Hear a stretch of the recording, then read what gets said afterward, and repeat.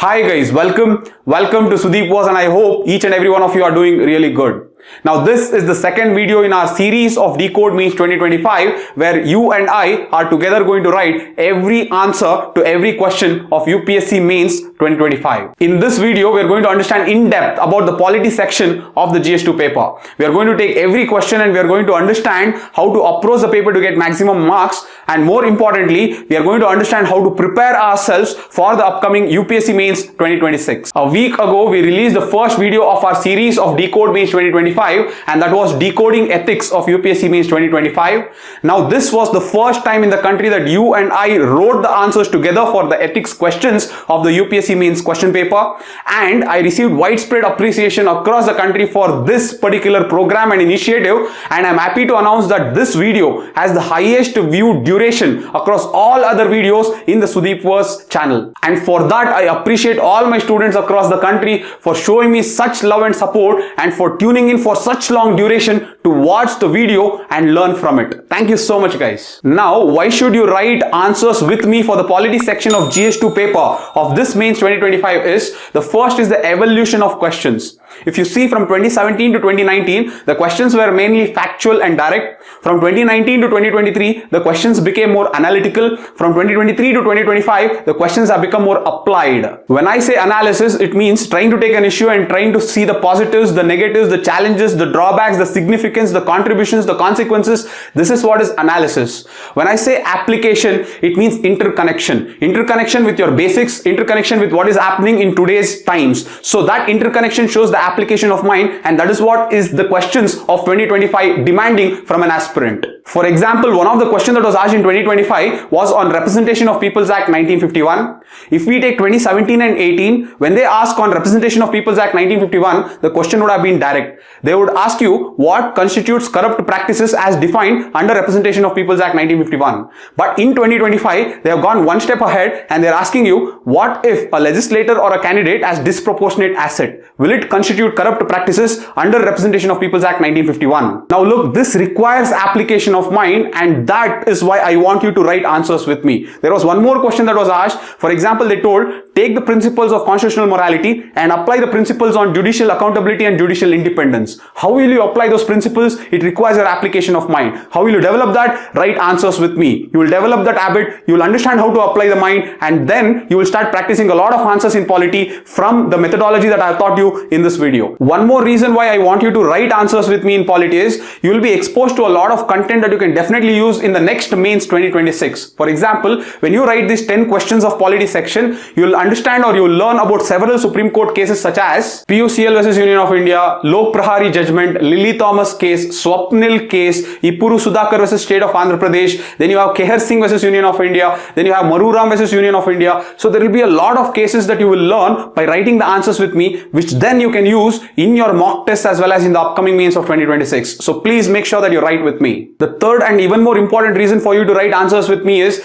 every section within the paper requires you to bring that section specific language. So polity section has its own language, social justice and governance section has its own language, international relations has its own language. So how to bring that section specific language and write answers? You have to write answers with me to realize that. And lastly, whenever we take a question, we always create a schematic before we write the answer. The schematic will always create the structure, it will always create the order and flow of the answer, and more importantly, it will help us identify the different demands within the question. So taking that schematic and then writing the answer is a skill that you have to develop with the time, and when you keep writing answers with me, you'll automatically develop that skill. That is why I again plead you to make sure that you write the answers with me. Don't procrastinate thinking that I'll write it later. Please make sure that you're focused and you write it with me, and only then you will realize the benefits of actually writing the answers and then understanding the demands of how exactly to get maximum marks in the UPSC Mains exam. Alright guys, firstly we will do the analysis of how the questions have come. How should you be approaching those questions? How should you be preparing if you're preparing for UPSC Mains 2026? And finally, let us go to the question in depth, discuss the schematic, and then start writing the answers. So I hope you are ready. One final request is, I know that the view duration has increased, but a lot of people are not sharing the video video, and I plead all my students across the country to please make sure that you share this video with as many people as possible, because that will incentivize us and motivate us to bring such a high quality program on a regular basis. Please do that one thing, guys.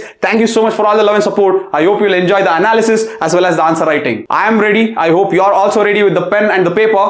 If that is the case, let's get to it then. Hi guys, welcome to this video where we discuss in detail about the polity questions of the GS2 paper of UPSC Mains 2025. In this video, we will discuss about the detailed analysis of every questions of polity. But before we jump to the detailed analysis, we'll try to understand the importance of polity in GS2. The second is the changing trend of polity questions that you should understand, otherwise you will be studying it wrong. The third is how to approach the polity questions to get maximum marks. These are the few things that we'll be focusing on in this particular video. As you know, in polity questions or in section of polity and constitution, we know that 10 questions will be asked from this particular section.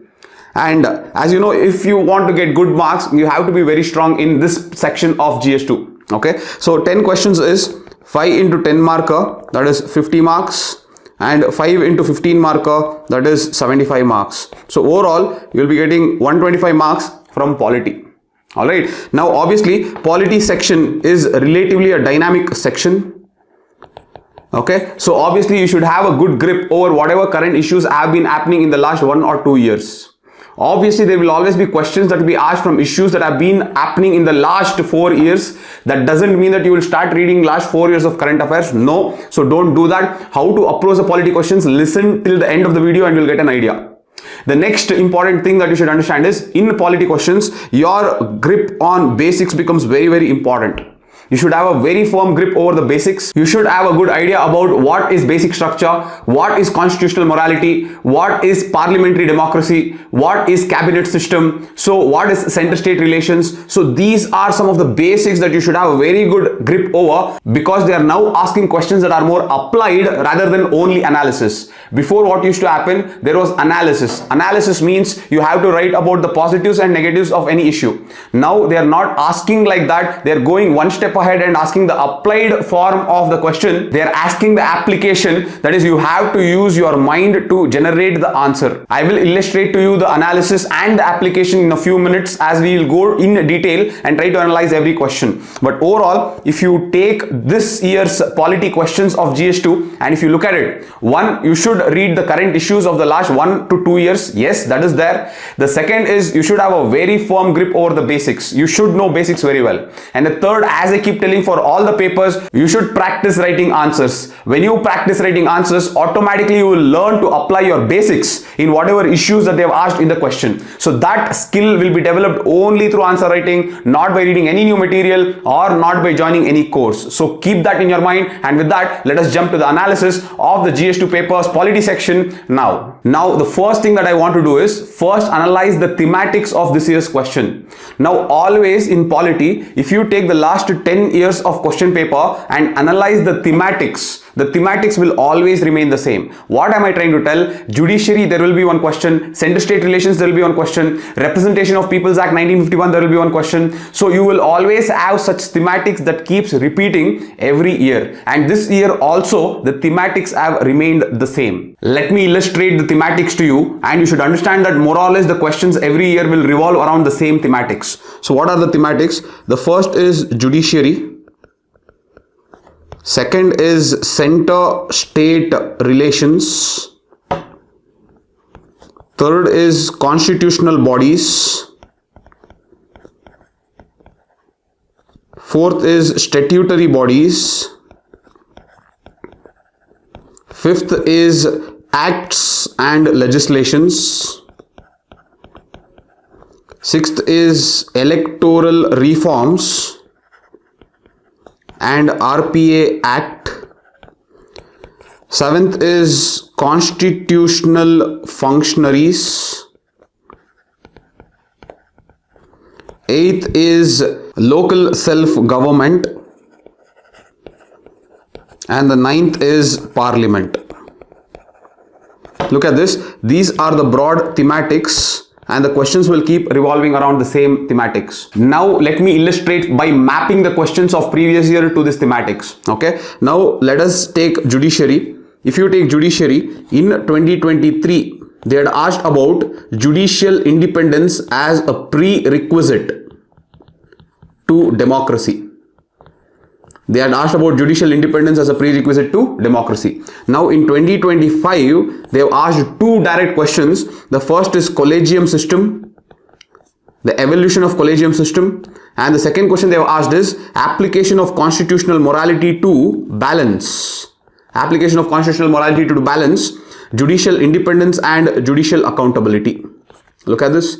So overall, look at this was on the predictable pattern. So here you have to score very good marks. You cannot come and give excuses. This is again on a predictable thematic manner. Okay. So about judiciary, the more or less the question was on predictable lines on the thematics. Now, if you go to the second one, if you take center-state relations, in the year 2024, there was a question that asked, examine the changes in the domain of center-state relations. This was the question that was asked in 2024. In 2025, they have asked, examine the financial relations with respect to or vis-a-vis center-state relations. Okay, or with respect to center-state, examine the financial relations. Look at this. Again, you should understand that every year there will always be one question on federalism or center-state relations. So that is again a thematic that you should work on. So that is the second one. Now going to constitutional bodies.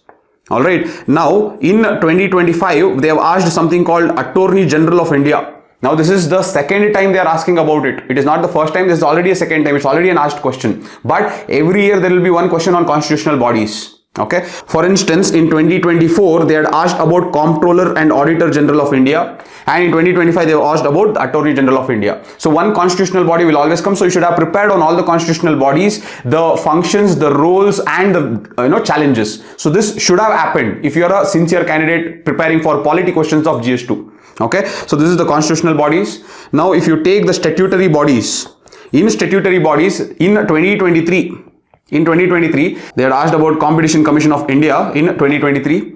Now this year in 2025, they are asking about National Commission on Protection of Child Rights. How this commission can help children from the vulnerability created in the digital space or online. So on that basis it is asked. So statutory bodies, again there will be one question that will always come. So this is the theme. Okay, acts and legislations.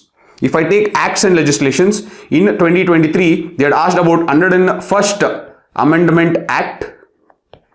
Okay. In 2024, they had asked about Public Examination Act 2024. That is Prevention of Unfair Means Act. Okay. Prevention of Unfair Means Act. So this was asked in 2024.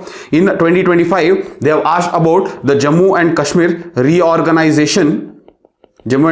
Reorganization Act of 2019.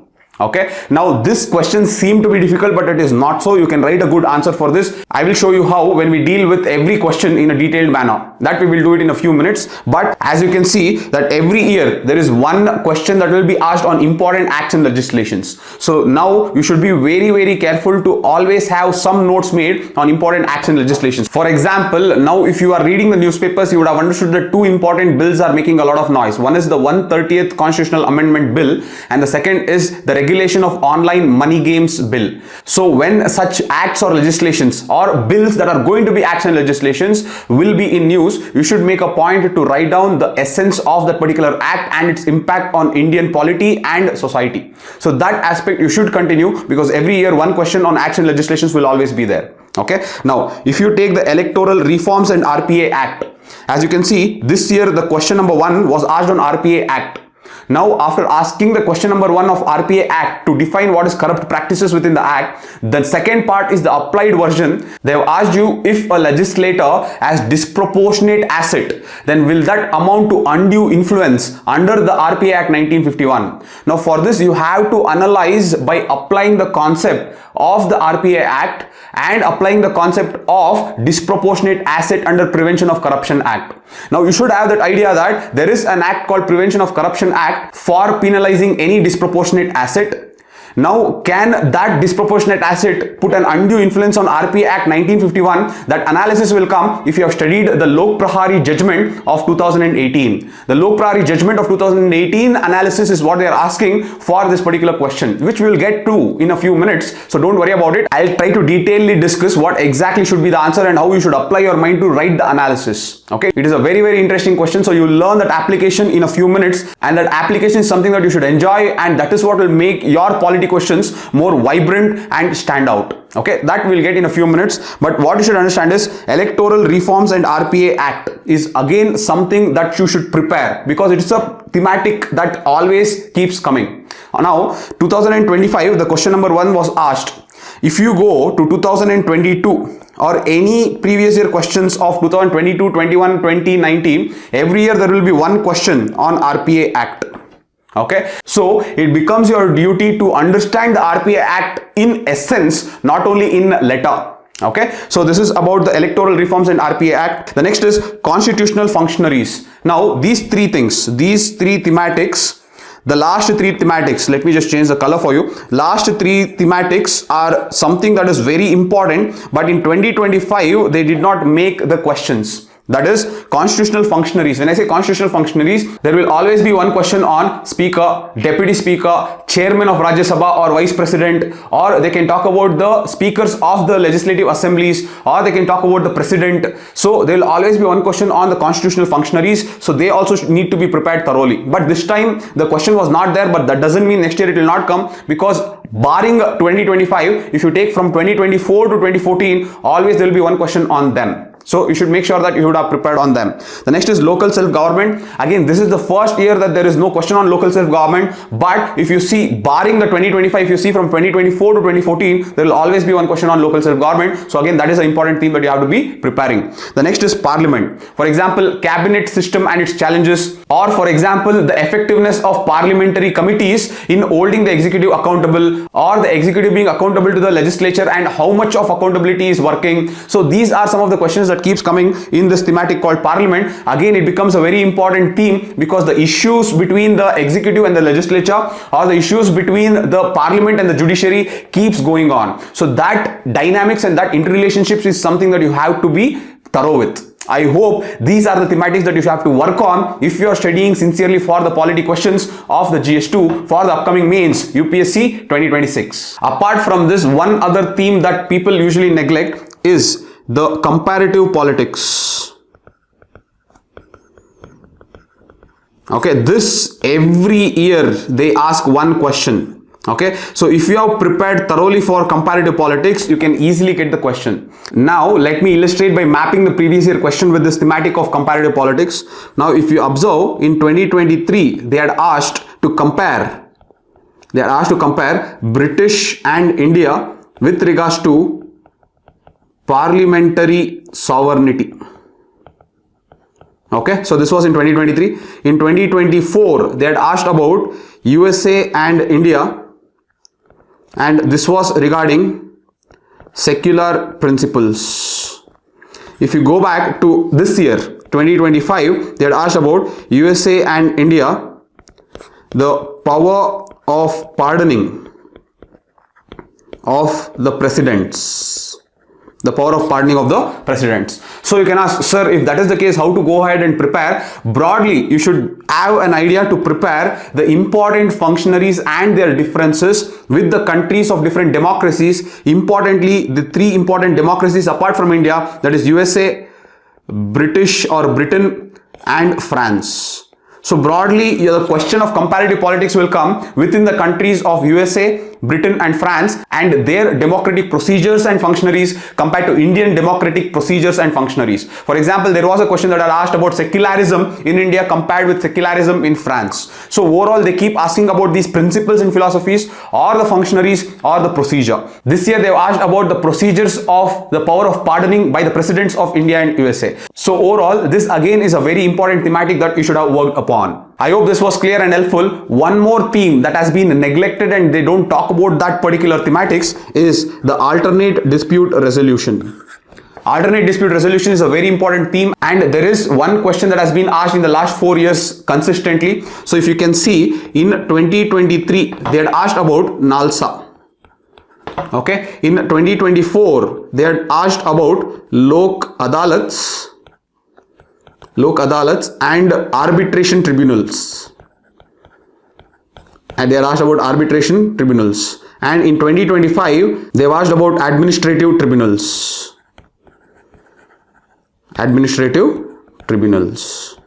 Okay, so if you can see, every year there is one question that is being coming on alternative dispute resolution. When it is consistently appearing, then that means that it is your duty to prepare this properly. Okay, so as you can see in the polity paper or in the polity questions of GS2 of UPSC Mains, the thematics have always remained the same. Why the thematics remain the same is because more or less all the issues happens within the same thematics. So if you can prepare on these thematics properly, then you can really write a very good answer in the section of polity in UPSC Mains GS2. Now we have discussed about the thematics, and very important is how to prepare around this thematics so that you can answer well. That is the very important takeaway of this particular analysis. So please make sure that you make a note of everything. The second important takeaway from this discussion is how UPSC's questions are moving from analysis to application. Okay, how UPSC's questions are moving from analysis to application. Okay, for that let me write the first one. Look at this. In the question number 1, they have asked about RPA Act 1951 and undue influence, and they have asked about applying this concept to disproportionate asset of legislators. Look at this. They have asked about disproportionate asset of legislators and will it account to undue influence under RPA Act 1951. So you have to have that application of mind to tell that this disproportionate asset of legislators comes under the Prevention of Corruption Act.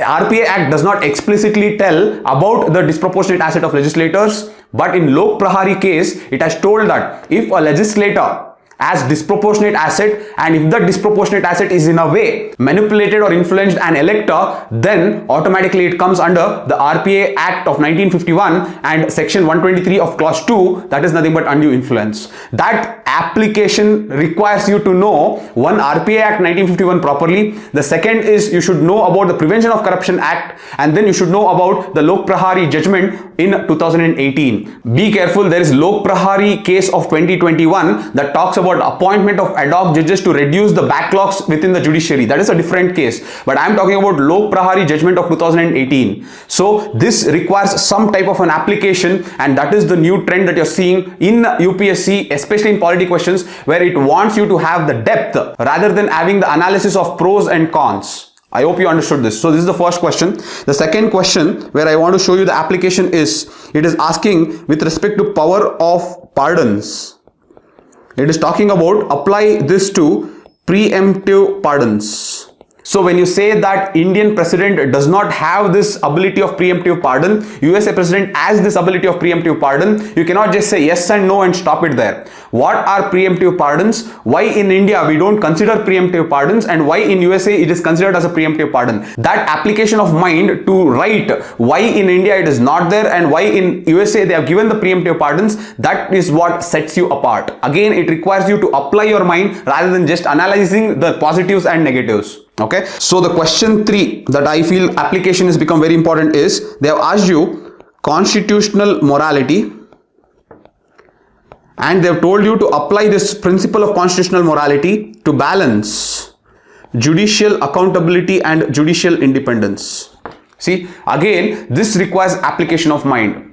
You have to talk about judicial independence and judicial accountability by applying the principle of constitutional morality. Okay, again, you have to have some type of application of mind to elaborate this answer in depth. Next, the question 4 is, everyone will know the amending power of the Parliament. So everyone can write the answer of Article 368 and what is its limitations and how does the procedural limitations work. So here they have asked about the procedural limitations. Everyone can answer that, but the second part where application becomes very important is, they have also asked about substantive limitations.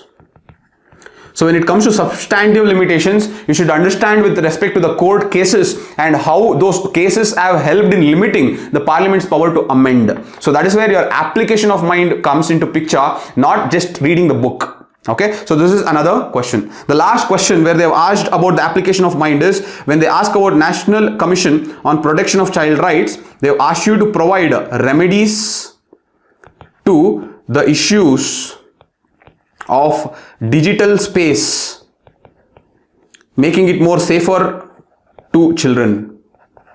Okay, so when they ask you how to make it more safer to children, you cannot just vaguely tell to make it safe. You have to tell what are the problems in the current legislation and how that can be overcome. Okay, so again it requires you to have a widespread knowledge of different legislations that actually protects the child, and you should tell that in these legislations what can be those provisions that can be put in these legislations that can help the digital space be more safe for children. Again, see, just having a knowledge about one entity will not be enough. You should have knowledge about different entities and you should know how to connect those entities to the said question. That is what I'm trying to tell you. We are moving from analysis to application. What's the difference between analysis to application is, analysis was, if I take X, I will talk about the pros, I will talk about the cons, or I will talk about the advantages, disadvantages, or I will talk about the roles, challenges. This was analysis. Now they are moved to application. Application is, if I take X, that X can be connected to Y, that X can be connected to Z, that X can be connected to A. This connection requires application of mind. This connection requires you to have a strong grip of basics, and that's why in the beginning I told reading the basics thoroughly is very, very important to answer beautifully in the polity questions of GS2. So guys, I hope the analysis of polity questions was helpful. The first takeaway is make sure that you're very strong in your basics. The second takeaway is make sure that you follow the thematics and prepare all the issues that surround these thematics. The third is you have to develop that application of mind that cannot be developed by joining a course, that cannot be developed by reading a book. Please don't do this. Take a lot of polity questions and keep writing it. When you write a lot of questions, you will develop that ability to interconnect, and that interconnection plays a very, very important role in such type of questions which UPSC is going to ask in the future for sure. The next is about the current affairs. Yes, the polity questions are dynamic in nature and you have to read whatever political issues are there from mains perspective in the last 2 years. Yes, they can ask you questions that has been in the news 4 years back also, but that doesn't mean that you sit and study the last 5 years of current affairs. That is not worth it. The returns are not good there, so don't do that. If they ask you those questions of current affairs that were there 4 years back, you can use your wisdom of polity to write an answer. For example, in this year J&K Reorganization Act 2019, though they have asked you a question that you may have not read about it, but using your wisdom of polity, you can definitely write a very good answer. If you have an idea of how the Union Territory of Delhi and Puducherry works, with that idea you can write a very good answer for the J&K Reorganization Act of 2019. So whenever they ask questions that are there 4 years back in news, don't worry about going back and reading them. You just focus on the last 2 years and prepare on the important acts and legislations, any functionaries and any other constitutional bodies or statutory bodies that have been in news. That is all you have to do. Make sure that the current issues revolve around the thematics that I have given you. Don't worry about any other thing. Lastly, understand that in order to get good marks in GS2, you should have a strong grip over polity questions, because as in the beginning I told you that 125 marks comes from polity and you should be really good at it. When I say you should be really good at it, it means that you should have practiced a lot of questions, you should have read your basics again and again and again, so that language of polity becomes inherent in your writing of answers. So one, revise your basics very well. The last 2 years of current affairs revolving around the thematics is important. And the third and the most important thing is practice, practice and practice answer writing, and then no one can stop you in getting good marks in the GS2 polity questions. Alright guys, I hope you understood the analysis very well, and I hope you got to know how the questions are evolving in GS2 paper. Now let us just glimpse over all the 10 questions that was asked in polity in this year UPSC Mains 2025. Once we just look over all the 10 questions, then we will go one by one and detailedly discuss every question. And I want you people to write the answers with me. When you write the answers with me, you will understand the language that you have to bring for this GS2 paper, and also you will understand how to structure the answer, and more importantly, you should know how to cater to the demands of the questions asked in UPSC, which is a little tricky because they are asking you more analytical way of testing your knowledge rather than just illustrating what you have in the books to be written down in the paper.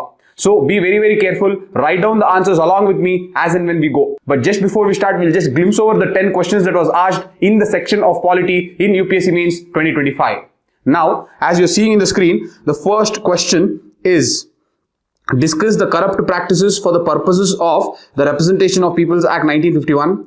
Analyze whether the increase in the assets of the legislators or their associates disproportionate to their known sources of income would constitute undue influence and consequently a corrupt practice. Now, as I told you, the first part of this question is coming from conventional syllabus. The second part is where they are asking you about section 123 of 2, subclause 2. You should know this in depth. That is, you should talk about Lok Prahari judgment. In Lok Prahari judgment, there are two judgments, 2021 and 2018. I am not talking about 2021 judgment. You have to talk about the 2018 judgment, and you have to analyze how disproportionate asset case can be linked to section 123 of 2. So that is very important, and that is what we will talk about. So this is the first question. Okay, again, the second part is a little tricky. I don't expect the students in the exam to write exactly how I am going to teach or write this answer, but this answer is only to learn how you are going to write an answer or approach to write an answer for the upcoming Mains 2026. But when we are writing the answer, I'll keep telling you that this is something that in the exam like conditions, it will be hard to recollect. So you can keep an eye on that so that their realistic expectation of how we write answers in this particular program. Alright, so this is the first question. The second question that we'll be reading out is: comment on the need for administrative tribunals as compared to the court system. Assess the impact of the recent tribunal reforms through rationalization of tribunals made in 2021. Again, here the first part becomes easy. That is, it is talking about alternate dispute resolution. So you can easily tell why do we need alternate dispute resolution. That is very easy. The second part is where you should have some idea about the tribunal rationalizations of 2021. So here also you can use your common sense and write to an extent of what can be the rationalization. But overall, if you have an idea about this bill, then you could have written specific points. However, let us discuss how we shall write with just common sense also, so that realistically we should understand the expectations of how to write in the exam hall, not trying to research and then write. That will not do you any good. Alright, anyways, we will do that. However, this comes from the syllabus of alternate dispute resolution. Okay, the next one, the third question is: compare and contrast the president's power to pardon in India and in USA. Are there any limits in both countries? What are preemptive pardons? Now, this is coming from, usually every year one comes from comparative analysis or comparative politics. So they keep comparing India's parliament or Indian democratic system or Indian values with either the other democracies like USA, France and UK. So they keep comparing it with this. So overall, this time they have asked president's power to pardon, and here they have asked 3 separate questions, so that actually gives you opportunity to write more. If they had just stopped it, compare the power of pardon of the president of USA and India, then it would have become a little difficult. They are also stretching and giving 2 other subparts: what are preemptive pardons and what are the limits in both the countries. So in that way, you have 3 subparts. If you can add 3 points everywhere, you would get around 9 points. That would be more than enough. But let me teach you how to elaborate those points. Even in exam like conditions, obviously we will not have much idea about the pardoning power of the president of USA, but even there, basic knowledge and common sense can be used in order to write an answer. That we will check how to do it. But anyways, this is coming from comparative politics. Again, comparative politics is something that they keep asking, so you should be very well thorough with this. The next one, the fourth, is discuss the nature of Jammu and Kashmir Legislative Assembly after the Jammu and Kashmir Reorganization Act 2019. Briefly describe the powers and functions of the Assembly of the Union Territory of Jammu and Kashmir.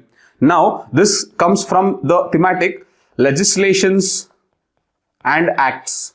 Now, at the outset, it may seem like you should have read Jammu and Kashmir Reorganization Act 2019, but if you have an idea of the working of Union Territory of Puducherry and Union Territory of Delhi, you can more or less address the nature of the assembly, the functions and the role of the assembly. So these 3 things, if you can visualize Delhi or you can visualize Puducherry and its working, you can write the nature, the role and the functions to an extent and do justice to this question. That is my feeling. So this is coming from, again, acts and legislation. So you should be thorough with it. But I would not say that you should learn all the acts that are released in the last 5 years. This 2019 act was very important in relation to the abrogation of Article 370, and hence this has been asked. So even in legislations and acts, yes, in the last 2 years, which are all legislations are enacted, that you should learn. But in the last 5 years, what are all very, very important acts that you should have an idea about. This is one thing that you should know. Okay, so this is about the fourth question. Then the fifth question is, the Attorney General of India plays a crucial role in guiding the legal framework of the Union government and ensuring sound governance through legal counsel. Okay, discuss his responsibilities, rights and limitations in this regard. They have only given the three dimensions. That is, you have to discuss the responsibilities, rights and limitations. Again, this comes from constitutional bodies. So there will always be one question that will come from constitutional bodies every year. So they have asked Attorney General of India this time. Alright, so this is about the 10 markers in polity. Now let us look at the 15 markers in polity. As you can see, this time 11, 12, 13, 14 and 18th question are polity questions. Let us read it out. The 11th question is, constitutional morality is the fulcrum which acts as an essential check upon the high functionaries and citizens alike. Okay, so obviously you have to address this statement, don't forget it. Next, in view of the above observation of the Supreme Court, explain the concept of constitutional morality and its application to ensure balance between judicial independence and judicial accountability in India. Basically, they're asking you, what is constitutional morality? And you should apply the constitutional morality to assess two different things in judiciary. One is accountability, another is independence. Okay. Again, this comes from the known topic of judiciary. Judiciary is a very, very important topic that they will always ask 1 or 2 questions. So you should be very thorough with it. The next one, the 12th question is, Indian Constitution has conferred the amending power on the ordinary legislative institutions with a few procedural hurdles. In view of this statement, examine the procedural and substantive limitations on the amending power of the Parliament to change the Constitution. Okay. Now, this is basically coming from the basics. If you know the basics very well, you will be able to write a very good answer. But in your basics, you should understand what is procedural limitation, what is substantive limitations.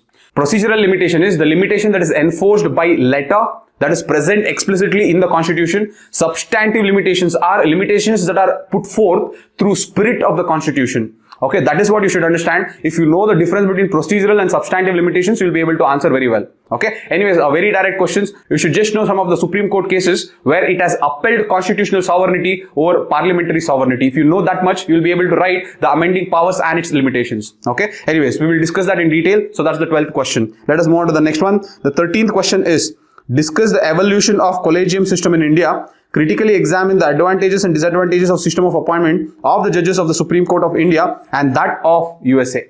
Okay, again they are bringing that comparative politics, but overall it is more or less talking about the evolution of Collegium system. So that is where you have to talk about it, and then talk about the advantages and disadvantages, and finally touch upon obviously the appointment advantages and disadvantages of USA as well. Okay, again this comes from the realm of judiciary. Collegium system was something that was making a lot of news, so most of my students would have prepared on this, and I know that you would have written a very good answer. Anyways, so this is about the 13th question. Let us go to the 14th one. The 14th one is, examine the evolving pattern of center-state financial relations in the context of planned development in India.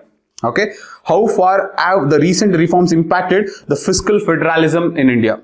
Okay, so basically you should talk about the evolution of center-state financial relations with respect to the planned development of India. Again, you can take that evolution from the post-independence period up to this point also and talk about the evolution. So that also acts as a very good point, because in the planned development of India, you should show the evolution of center-state financial relations. So again, it is a very, I would not say that it is very tricky question. These are questions that you should have practiced in your mock test, because center-state relation is a topic that every year there is one question. Alright, so this comes under the theme of center-state relations. Okay, the next 18th question is, the National Commission for Protection of Child Rights has to address the challenges faced by children in the digital era. Examine the existing policies and suggest measures the Commission can initiate to tackle the issue. Okay, now see, I told you that this is a statutory body, and there will always be one question on statutory body. They might ask you, what would constitutionalization of that body help in? They can ask you like that also, or they can ask you how the statutory body can help in some contemporary relevance. That is also one way of asking. So this question is mainly, they have taken a statutory body and they have told you that in the digital era, how can it protect children? So that is what you have to attach and talk. It is not a difficult question. You should have practiced such questions. Again, if you look at the second part of the question, they are asking you to examine the current policies and also suggest measures. So that is where they are asking you to go a little bit more analytical and not just illustrate whatever content you have from the book, but you have to use your own originality and your wisdom of GS2 polity and try to write an answer here. So that is where you have to bring a little bit of more analysis. That's why in the polity questions, there are at least 4 to 5 questions where you have to bring a type of analysis which you will not find in any book, which you will find only with your wisdom of writing a lot of questions in polity. So I hope you are geared up to write these answers, as well as I hope you are geared up to write a lot of answers for the upcoming Mains 2026. Alright guys, so we have done the analysis of the polity section of GS2 UPSC Mains 2025.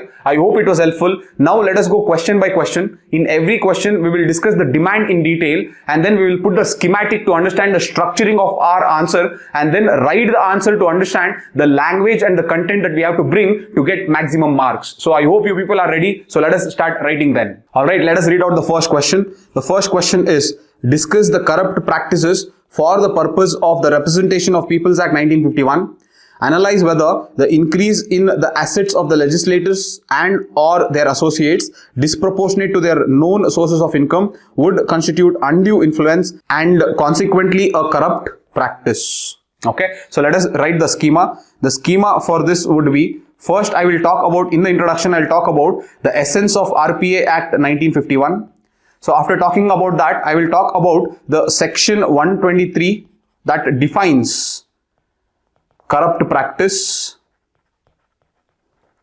Okay, so I will talk about this. Then I will just give a flow chart talking about the Supreme Court judgments about the electoral reforms. For example, it can be PUCL versus Union of India 2003. That can be an example, or it can be Lily Thomas case. So that is another example. And as I have told you, Lok Prahari case of 2019. That is another example. So I'll just give a flow chart to show the examiner that these are different judicial precedents that have been set for electoral reforms. Okay. Then coming to the second part. So this is the first part. The second part, we will talk about the necessary thing of analysis.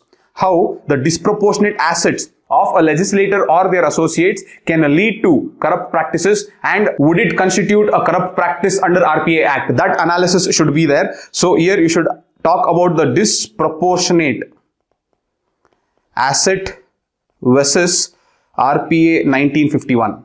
Okay, so that analysis code should come. So finally, you should talk about you should end with RPA Act 1951 and your opinion. I know that they have not asked the opinion, but if you can in the conclusion say that explicitly RPA 1951 if defines disproportionate asset and its undue influence on electors as a corrupt practice, then that can also be another means of electoral reforms in India. So that is how you can give your opinion regarding the correction that can be made in the definition of section 123 of the Act also. So that is how we can schematically structure the answer. Now let us jump right to it and start writing the answer. So I hope you are ready. So let us start off. In the introduction, you can start by telling RPA 1951 is a cornerstone legislation governing elections in India. Cornerstone legislations governing elections in India to ensure free and fair elections. To ensure free and fair elections, it defines corrupt practices. It defines corrupt practices under section 123 of the Act. Continue, next paragraph. These practices can lead to disqualification. It can lead to disqualification of candidates under section 8 of the Act. Okay, now let us elaborate what section 123 of the Act is. That is the definition of corrupt practices. So here you can say the Act defines the following as corrupt practices. So here the first one is bribery. Bribery is offering gratification to induce voters or candidates To induce voters or candidates. That is the first one. The second one is very, very important. That's what is the entire question talking about. Undue influence. Okay, so in undue influence, you can elaborate by telling about interfering with the free exercise of electoral right, including threats, spiritual manipulation. Yes, this word is there in the RPA Act. Spiritual manipulation and social pressure. Okay, now here I would like to also give one Supreme Court judgment. I know that many students wouldn't have known or wouldn't have written it in the exam like conditions, but I would like to mention it here regarding 123 of 2. If you take section 123 of 2, that is undue influence. Here there is a Supreme Court case of Mohammad Raza versus Abdul Wahab, 1975. Here the Supreme Court says that with respect to undue influence, even there is a subtle influence on voters' conscience, then it comes under the section 123 of 2. That is what is important. So you have to tell that here. Undue influence includes subtle pressure on voter conscience. See, even if there is subtle pressure on voter conscience, then it constitutes undue pressure. That is what is told in Mohammad Raza versus Abdul Wahab case of 1975. So this you can mention. Again, I am writing it in a different color to show that many students wouldn't have recollected this in the exam like conditions, and that is completely fine. So this is the second point within the section 123. Let us go to the other section 123 definition of corrupt practices. So the third one, the third definition of corrupt practices is appeals on religious, caste or communal grounds. Okay. Fourth one is promotion of enmity and hatred. Okay. Fifth is publication of false statements. Okay. Sixth is use of government machinery or officials. Okay. Seventh is exceeding election expenditure limits. Okay. So these are all the definition of corrupt practices under section 123 of RPA Act 1951. Now this you should know by default, because in the syllabus they have mentioned Representation of People's Act. You have to know these points very well. Okay. Now this completes the first part. Let us go to the second part, that is the analysis part. Now before I jump to that analysis, a small flow chart. You can show a small flow chart. You can say that judicial cases regarding electoral reforms. Okay, and in this flowchart you can talk about PUCL versus Union of India 2003. Here this is the case where they say that you have to disclose your criminal antecedents. If you have any type of criminal cases, you have to disclose it. That is what is given in this case. The next is Lily Thomas versus Union of India case 2013. This is the case where immediate disqualification as soon as conviction is done. Just because you're appealing, you cannot stay in office. There should be immediate disqualification as soon as the conviction for a case is done. So that is what is the Lily Thomas case. And the third case that is very important in this behalf is Lok Prahari versus Union of India 2018 case. Okay, so we'll look at this case in detail when we come to the analysis. So this flowchart you can give just as an addendum or just as a value addition in your answer.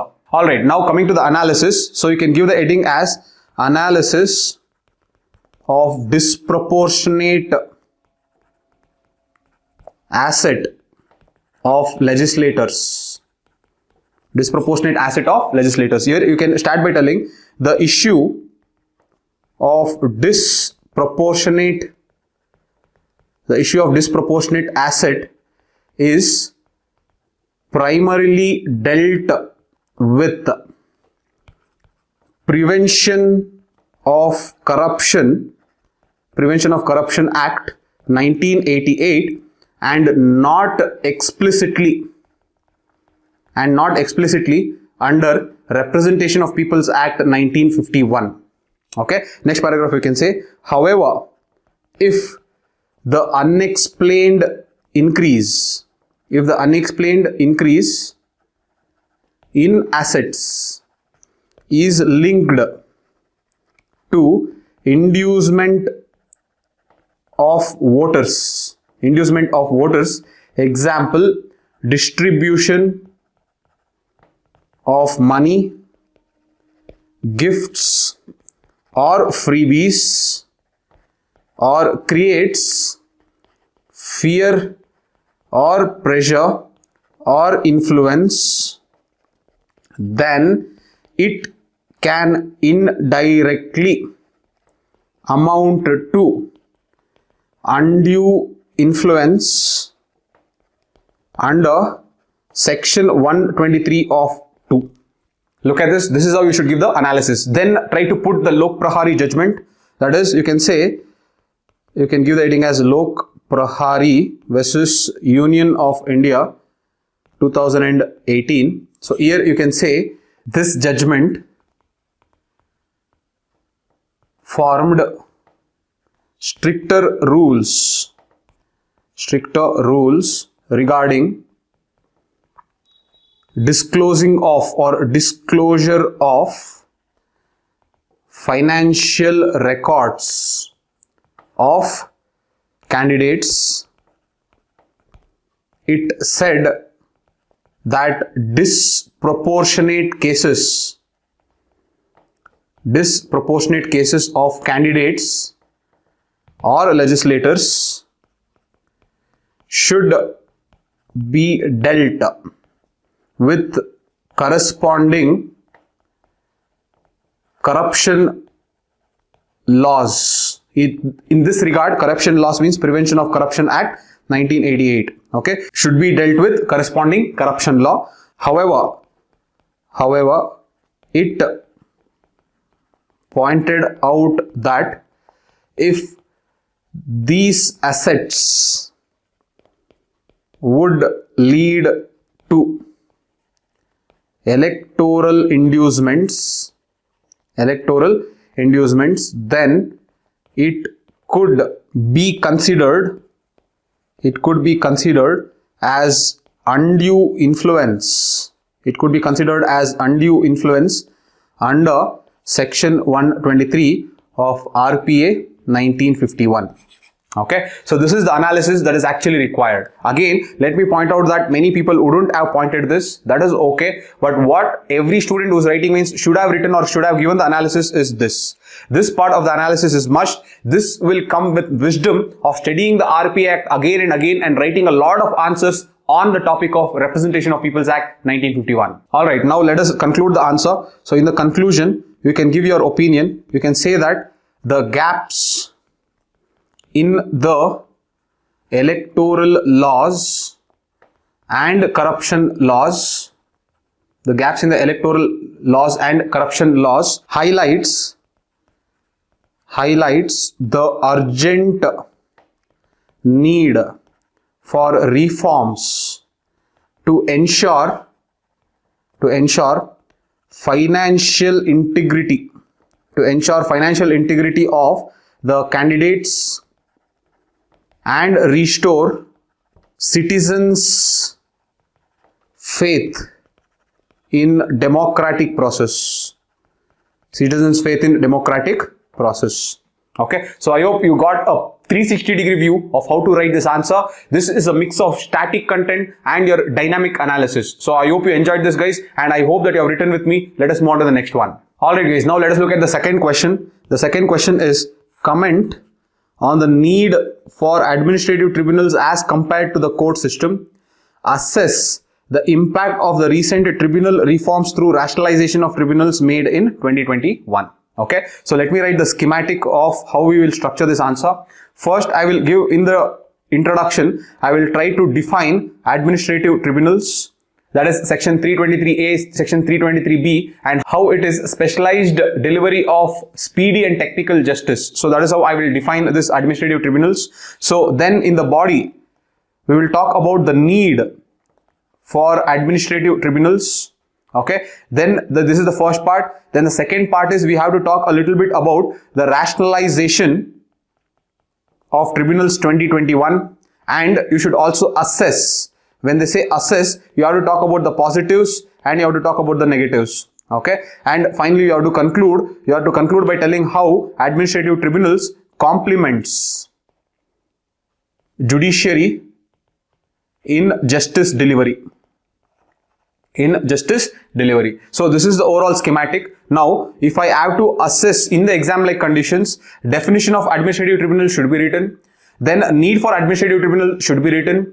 The only thing is rationalization of administrative tribunals. Here you have to use some type of your wisdom. If you can write using your wisdom, you can write some specific points. I would not say every point. However, assessing the positive and negatives of rationalization of any institution, you can obviously write a very good job. So here also, any student who is prepared for mains properly can write the assessment and the conclusion. So overall, if you can see, I have marked a lot of tick marks that show that even if they are asking about the rationalization of administrative tribunals in 2021, it is okay, but still you can write a very good answer if you don't know exactly the points of rationalization of administrative tribunals 2021. Okay, so let me show you how. So this is how the schematic or the structuring of this answer is going to be. Alright, so now let us start with the introduction. So in the introduction, you can say administrative tribunals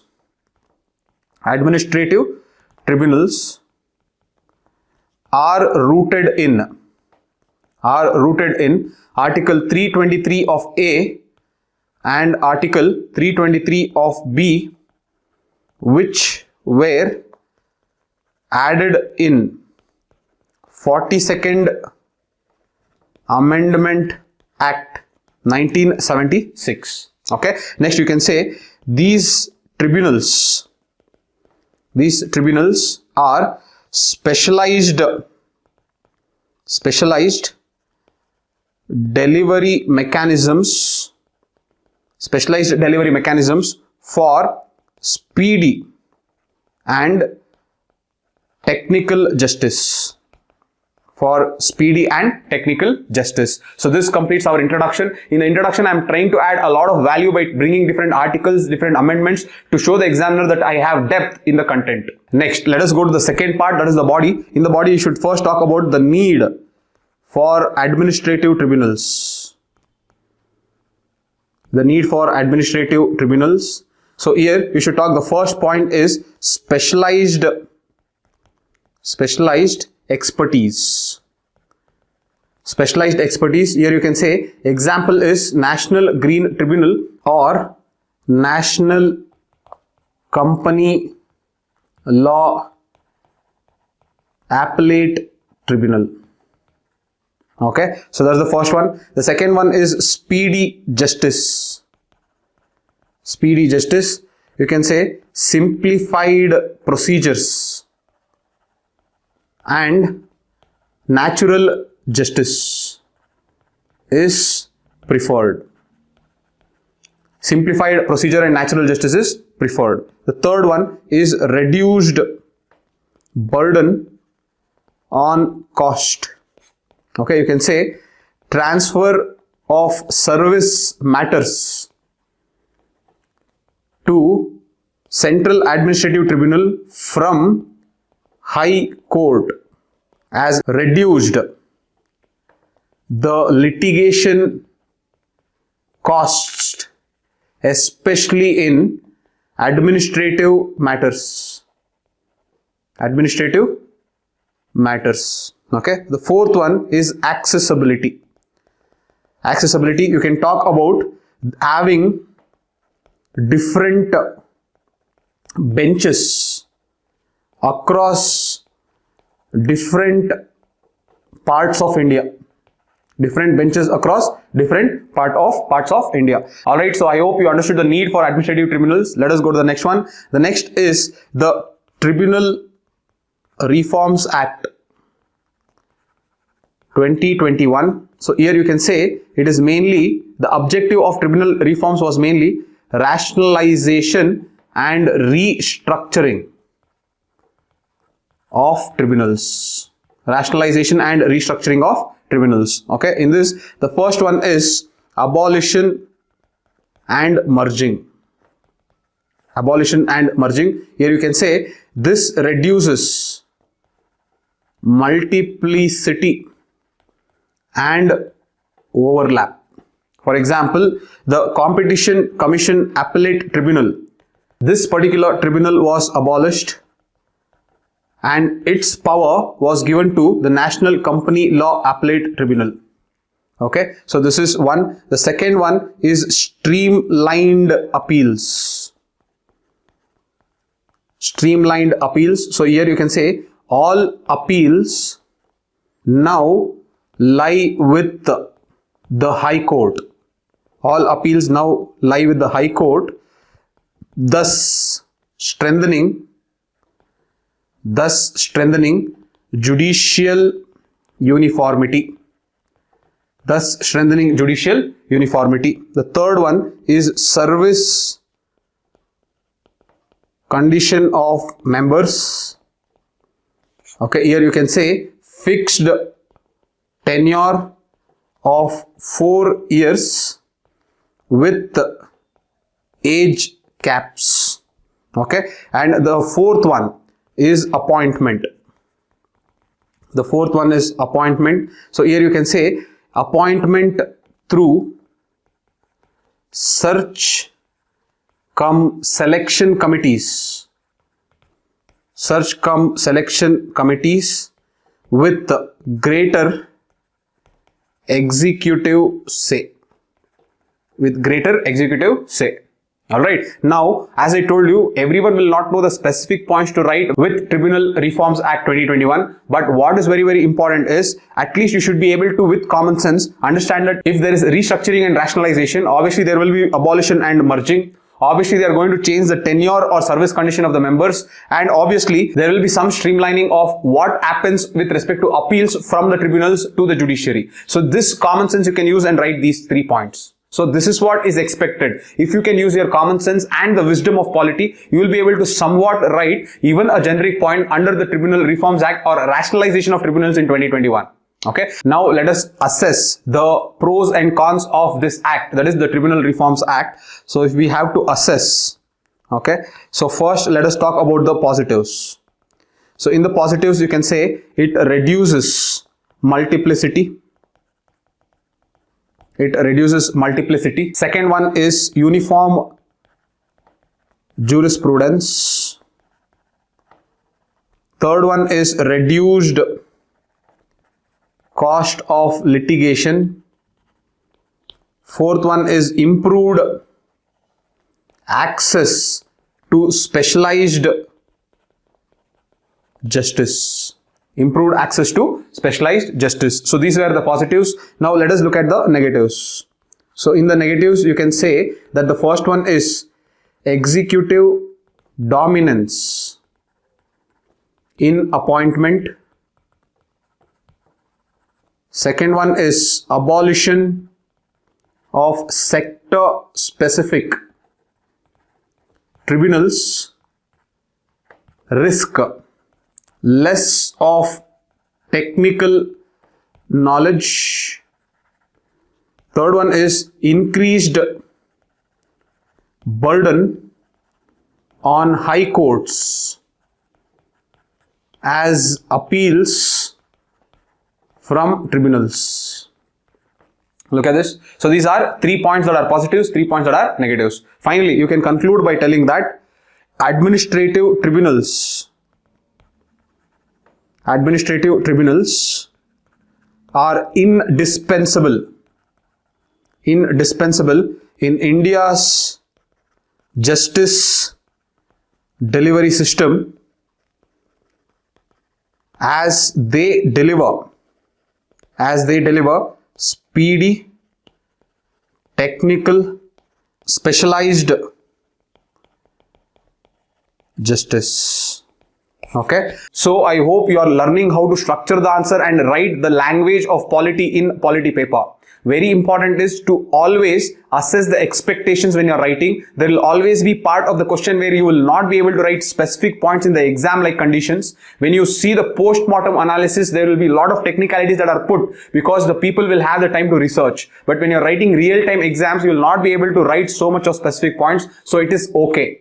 don't have that expectation looking at other videos that you should also write answers like that. That is why I'm telling you to write the answers with me. Wherever I'm bringing some specificity, I'm explaining where an exam like conditions you would have written a generic answer, and that is all right. That is why write with me and analyze each and every questions along with me. So this completes the second question. Let us move on to the third one. Alright guys, you have seen the two questions. Let us go to the third one. The third question is compare and contrast the President's power to pardon in India and in the USA.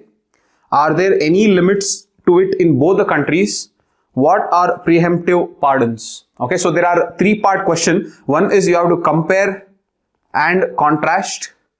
Then you have to talk about any limits, and then you have to talk about preemptive pardons in both India as well as USA. What is the status of preemptive pardons in both India as well as USA? So these are the three parts. Now, when I talk about the first part, under any circumstances, please do not divide the sheet and write India, USA, the power of President to pardon in India, the power of President to pardon in USA. Don't divide like this, because many students will have very good points with respect to the power of pardoning of President in India, but they will have very less points regarding the power of pardoning of President of USA. So don't try to divide the sheets, because that is a trap. When you divide the sheets, you will not have many points to write on the side of USA, and that will seem a little bit obvious that you don't know the content. So don't do this. So what you should always know is, when the question is asking about two variables, and first variable you have too much of content, whereas the second variable you have too less a content, then always use paragraph approach. Always use paragraph approach in compare and contrast.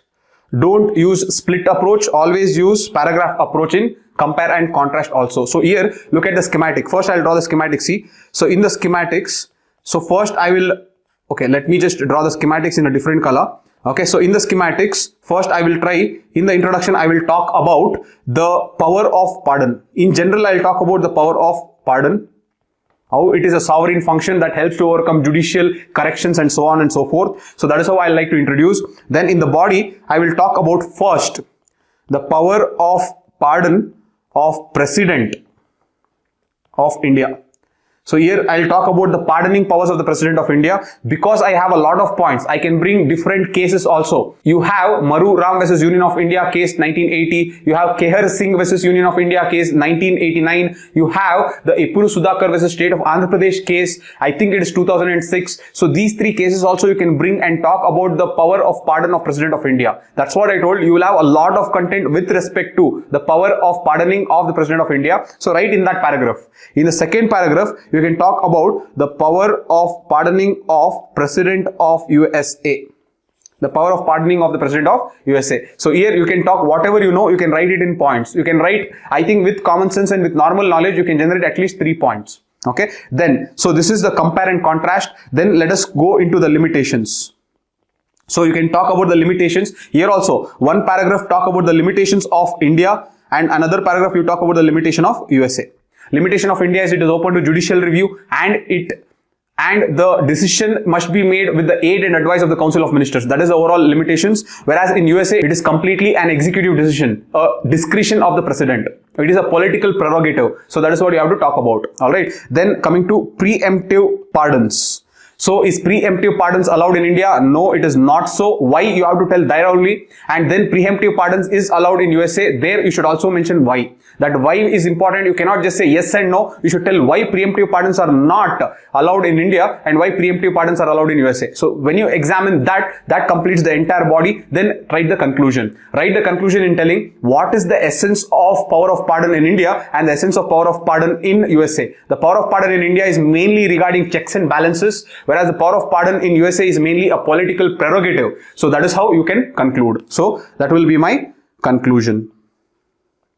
Okay, see how beautifully you can write the answer, though you have very less idea about the pardoning power of the President of USA. This is how you have to be smart when you're writing the answer. You cannot just give up the moment you're seeing. You cannot say that I know only 3 points about the pardoning power of the President of USA, so I'll not be able to write a good answer. That is not so. You can write a very good answer even though you have just 3 points that you know specifically about the pardoning powers of the President of USA. Now let us start writing the answer then. So in the introduction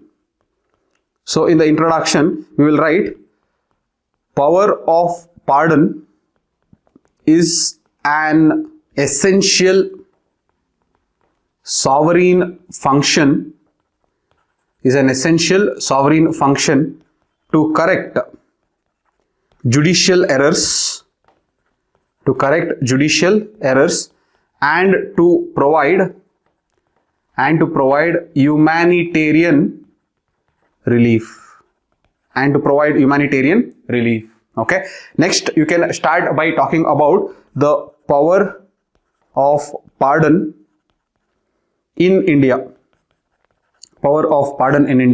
Here first point you can say the power is vested with the president. Under Article 72 of Indian Constitution. Okay, the second one, the scope of the power of pardon under president includes. The scope of the power of pardoning under president includes. Here you can illustrate A, B, C. A, you can say that cases that involve punishment due to court martial. Okay. B, you can say cases that involve punishment under union laws. Okay. The third one, the C, is death sentence. With respect to pardoning of death sentence, it is the exclusive domain of the president. So even if it is the death sentence that is given under union laws or state laws, the pardoning of death sentence is the exclusive domain of the president. So this is what you will tell. Okay. Now coming to the power to pardon in USA. Okay. So here first you will mention that. See, the first point, I doubt that many people will know this point, but I'm just mentioning for the sake of those people who are preparing for next year. So here you can say the power is vested by Article 2, Section 2 of USA Constitution. Article 2, Section 2 of USA Constitution. It is okay if you have not written it in the exam. It is fine. Not a lot of people will know about this. Okay. The second point, this you should know. Okay. The power of pardon can be used by the president. Only with respect to federal crimes. The third point is the president exercises this power independently with absolute discretion and is not bound by Congress or the Judiciary. Okay. So the last 2 points, with common sense and with normal reading of newspaper and other materials for mains, you will be able to answer these 2 points. So that is enough. See, that is how I told you should write in paragraphs. Don't put or split the sheet and write. It becomes very difficult. Okay. Now coming to the second part of the question. In the second part, are there any limits? Again, the limits with respect to USA is a little difficult, but the limits with respect to India is very nice, and you will have a lot of points. So again, write in paragraphs. So here you can say limits to power of pardon in India. Okay, under this, write down the first case, Maru Ram versus Union of India case 1980. So here it says that the power must be exercised. On the aid and advice of the Council of Ministers. Aid and advice of the Council of Ministers. The second limitation is K.R. Singh versus Union of India. This is not a limitation, but it is also a suggestion. Okay, you can write this, not an issue. 1989, you can say that President can go into the merits of the case and is not bound by the court's verdict. And is not bound by the court's verdict. Again, not a limitation but a suggestion. You can definitely put it there. The third one is again a limitation. Look at this. Ipuru Sudhakar versus the state of Andhra Pradesh 2006. So here you can say the power of pardon under Article 72 is subject to judicial review. So these are the 3 points that shows the limitations of the power of pardon in India. The next, give the heading as the power of pardon.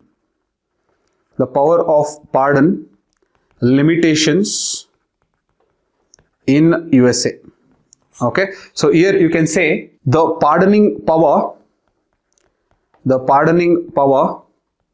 is only for federal crimes. Okay, the second one you can say the power is completely independent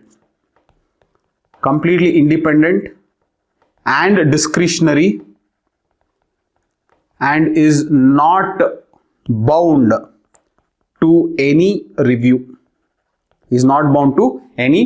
So this is how you can just elaborate the limitation of what is the power of pardon limitation with respect to USA. Okay, now give the heading as preemptive pardons.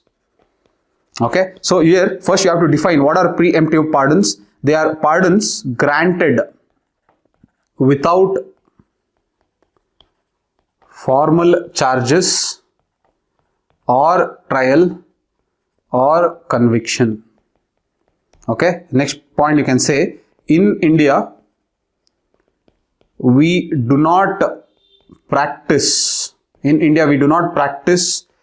preemptive pardons because we believe in the rule of law. The second one, in USA preemptive pardons are constitutionally valid. Because the power of pardon is a political instrument. In USA. So this is how, look, I am not only telling yes or no, I am also substantiating why preemptive pardons are not allowed. And there also whenever there's a technical term, you have to define it to tell the examiner that you understand the technical term. That's why in the beginning I have tried to define what is preemptive pardons. Okay, so this completes the entire answer. Now let us conclude. So in the conclusion you can write, in India power to pardon is a constitutional duty exercised within the rule of law, whereas in USA this power is a political prerogative exercised with absolute discretion. Okay, so I have taught you how to write the answer when there are two variables. One variable you have a lot of content, one variable you have minimum or limited content. If that is the case also, how to write a very good answer, I hope you have learned and I hope you have written with me. This is how you will be practicing in all the other mock tests until the UPSC Mains 2026. Alright guys, now let us start off with the fourth question. The fourth question is, discuss the nature of Jammu and Kashmir Legislative Assembly after the Jammu and Kashmir Reorganization Act 2019.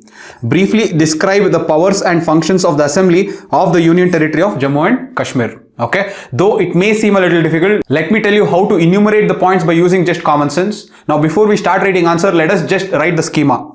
Now if you take the schema is like this. So in the introduction, I will talk about the objective of the Jammu and Kashmir Reorganization Act 2019. Then I will talk about the nature of the assembly. I will talk about the nature of the assembly in the body. And then in the next part of the body, I will talk about the roles and functions of the assembly. Okay. And finally, I will try to give the conclusion. So in the conclusion, I will try to give my opinion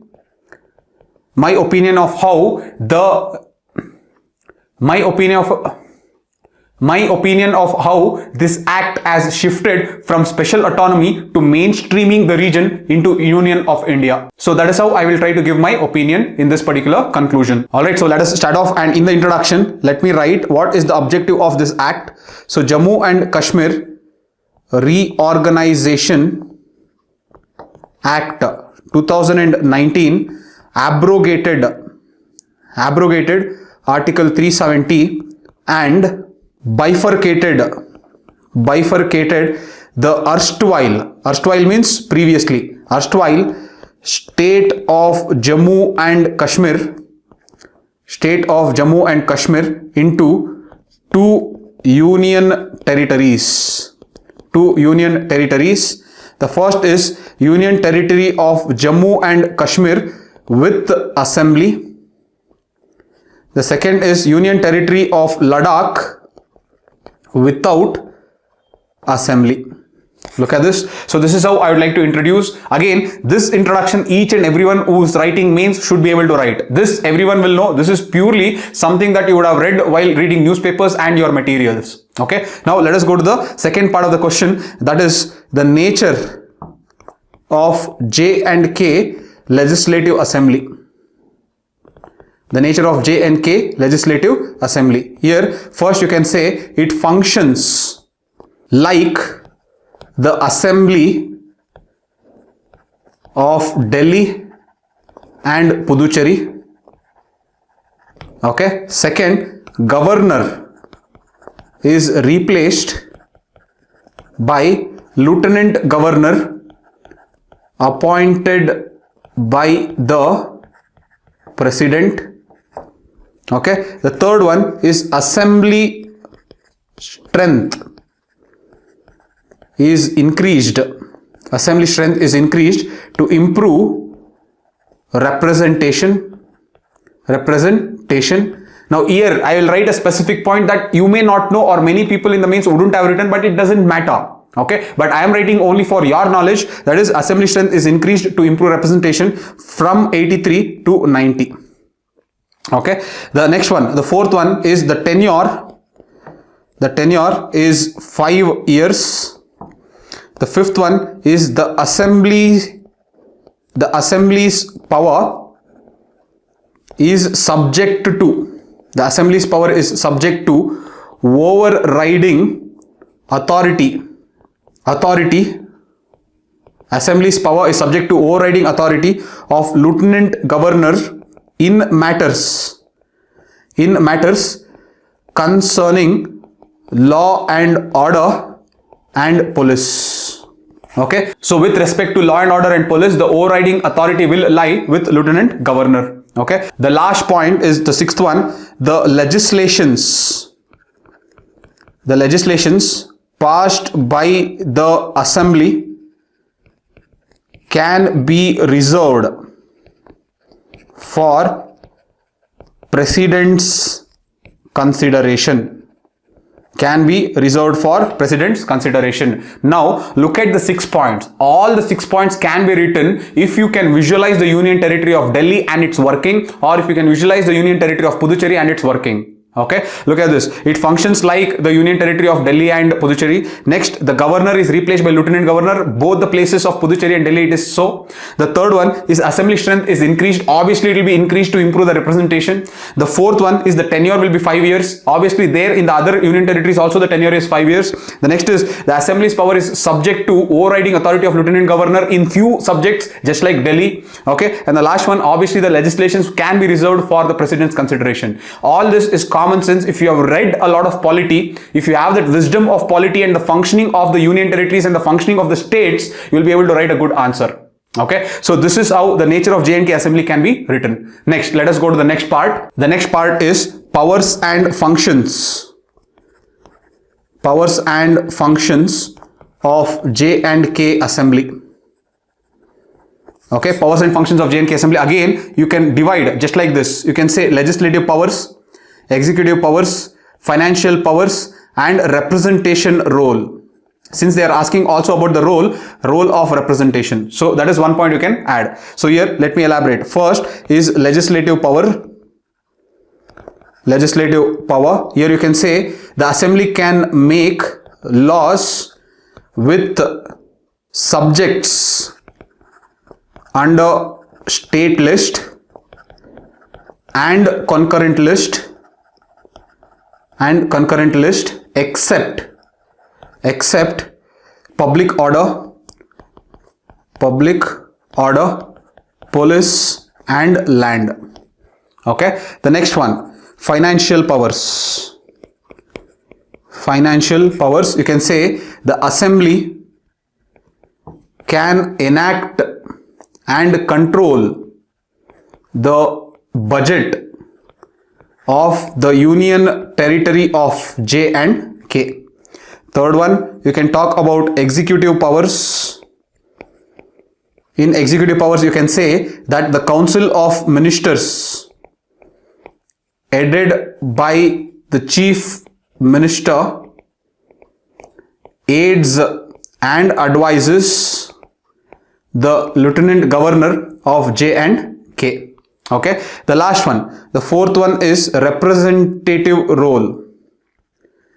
Representative role, here you can say the assembly acts as platforms for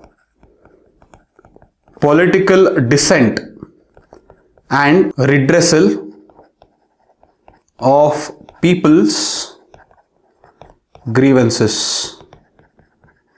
Okay, so this is how you can write. Again, look at this. I have divided logically what can be the roles and functions of the assembly. Alright, any assembly, forget J&K, any assembly, this will be the roles and objectives. That is why using your wisdom to write an answer is very, very important. Finally, we can conclude. In the conclusion, you can say, telling that the Jammu and Kashmir Reorganization Act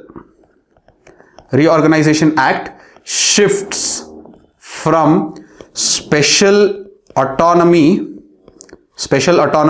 to mainstreaming the region into Union of India. Full stop. Its success depends on balancing regional aspirations of people of Jammu and Kashmir with integration of the region into the Union of India.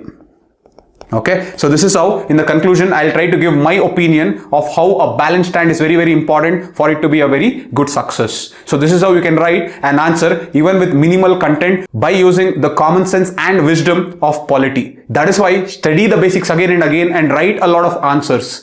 If you feel that I should have read the Jammu and Kashmir Reorganization Act 2019 to write a very good answer for this, you're wrong. Such questions will always keep coming up, and only way you can write a good answer is to know the basics very well and to write a lot of answers and practice them, because that practicing will bring wisdom from your basics and apply it in your paper. Hence, write a lot of answers. So I hope you have written this answer with me, and I hope that you realized how to write an answer with minimal content with the use of wisdom of polity. Alright guys, now let us look at the fifth question of polity, and the fifth question is, The Attorney General of India plays a crucial role in guiding the legal framework of the Union government and ensuring sound governance through legal counsel. Discuss its responsibilities, rights and limitations in this regard. Obviously, they themselves have given the 3 dimensions that you can write in the body, so that simplifies the way you have to structure. However, let us write the schema. The answer is pretty straightforward, so let us jump right to it. So in the schema, I'll try to introduce, and in the introduction, I will talk about the Attorney General. And while talking about the Attorney General, I will bring obviously the article, that is the article 76, and I will try to address this particular statement. Whatever statement that they have given in the beginning, I'll try to address that. And in the body obviously, I will talk about the 3 dimensions. One is the responsibilities, the rights and the limitations. So I'll talk about the responsibilities, rights and limitations. So everywhere if I can add 3 points, 3 points and 3 points, more or less the answer is done. Because it's a 10 marker, look in 10 markers how you can write a very good answer with minimal content. That is what I hope you are learning with me. And finally, I'll try to conclude. Okay, so we will start off with the answer because it is straightforward. In the introduction, I can say that Attorney General of India is the highest law officer in the country, established under Article 76 of the Indian Constitution. Article 76 of the Indian Constitution. Second paragraph, you can say that as a chief legal advisor, to the Union, he ensures that governance operates within the framework of the Constitution. Okay, so this is how in the introduction I'll try to address the first statement given in the question. Now let us jump right to the body. So in the body, the first thing that I'll address is responsibilities. Okay, so here in the responsibilities, the first one is legal advisor. So in legal advisor, you can say legal advisor to the Union government. He advises the central government. On legal matters referred to him and ensures that these matters are constitutionally valid. Okay, next, representation. You can say he represents the central government in Supreme Court as well as High Court. Okay, third one is constitutional role. Required to discharge functions assigned by the President,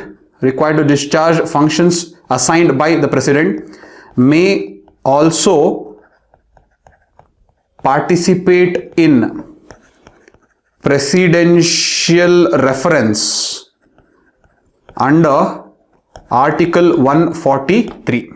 Okay, the fourth one is advisory role. He advises on complex legal matters concerning issues such as interstate disputes, pre-independence agreements and international treaties. Okay, so these are some of the important roles or functions of the Attorney General of India. So this is about the roles or responsibilities. Now let us go to the rights. Okay, the rights of Attorney General of India. So in the rights you can say the first one is right to audience. Right to audience. Here you can say they have the right to speak and participate. They have the right to speak and participate in parliamentary proceedings of both Lok Sabha and Rajya Sabha, but without voting rights. Second, they enjoy all immunities and privileges. Enjoyed by an MP inside the parliament. The third one is they have the right to appear in courts, especially the High Court and the Supreme Court, where they represent the central government. Okay, again purely taken from Lakshmikant. If you have read Lakshmikant, Constitutional Bodies, Attorney General of India, you can write these points purely from that particular book. Alright, now let us look at the last part, that is limitations. So in the limitations you can write the first one is he is not a government servant. And can take up private practice. He is not a government servant and hence can take up private practice. Second one, he cannot defend accused in criminal cases.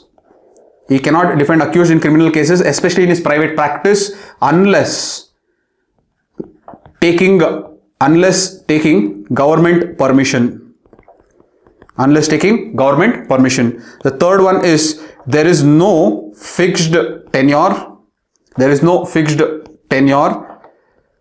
The office is held at the pleasure of the president. So there is no fixed tenure. Okay, these are some of the limitations. Okay, finally we can conclude by telling that Attorney General of India is a vital constitutional authority that ensures governance is anchored in constitutional principles and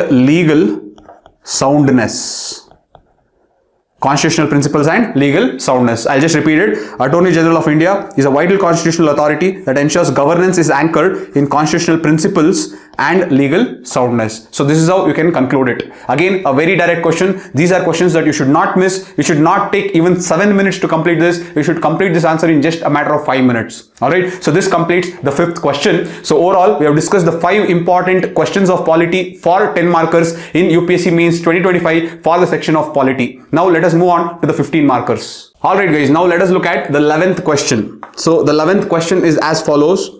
Constitutional morality is the fulcrum which acts as an essential check upon the high functionaries and citizens alike.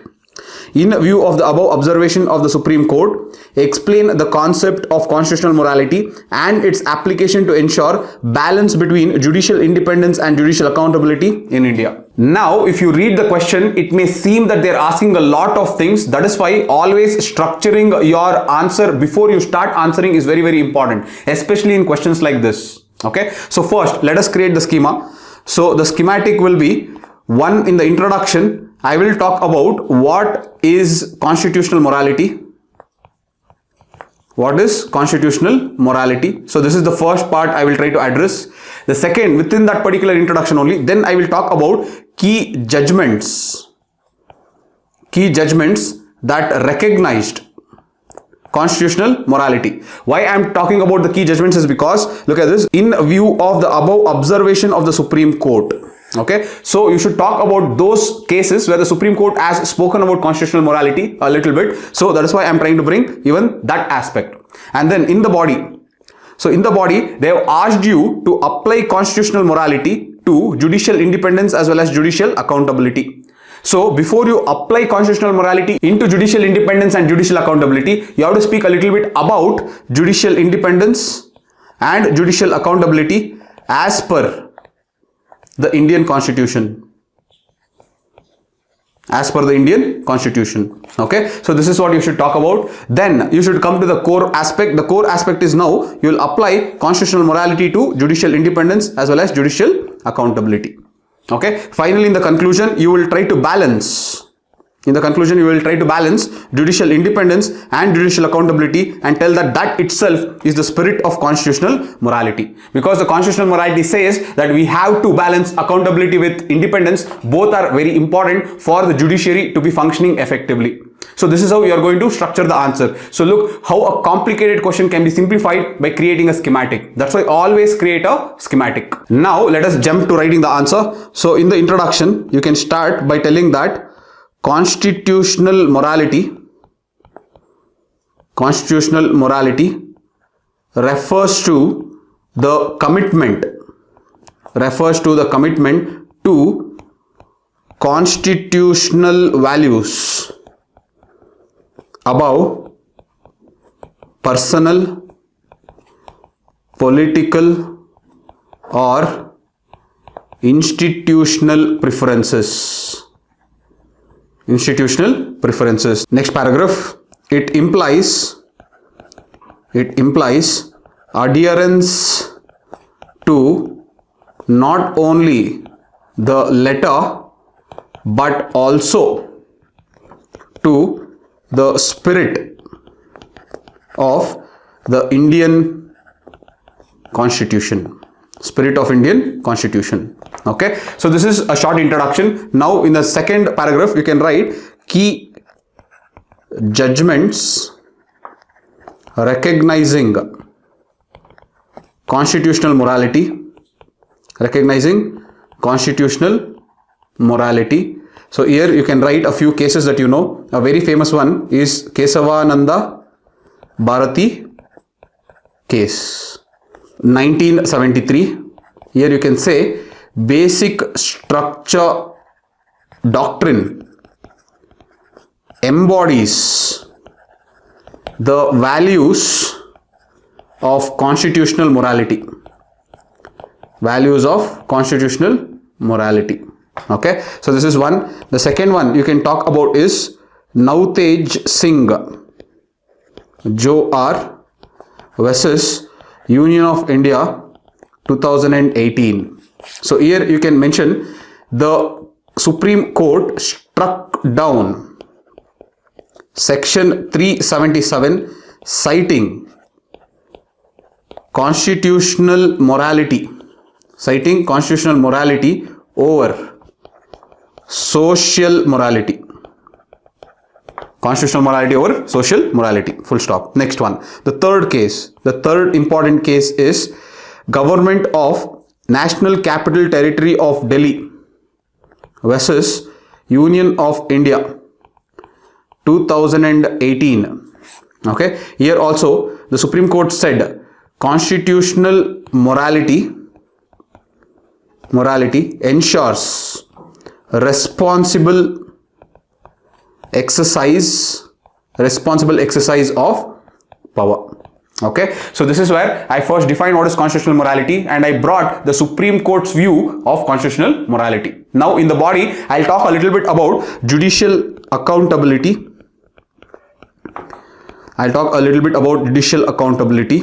Okay, in Indian judicial system, accountability is mainly monitored by the following mechanisms. Example, first one is in-house mechanism of judiciary. Example, you can say the recent Yashwant Verma case. The second one you can say is restatement of judicial values, restatement of judicial values 1997. So basically this acts like a code of conduct, restatement of judicial values. The third one is Judges Enquiry Act 1968. This mainly talks about impeachment. Okay, and the fourth one is Swapnil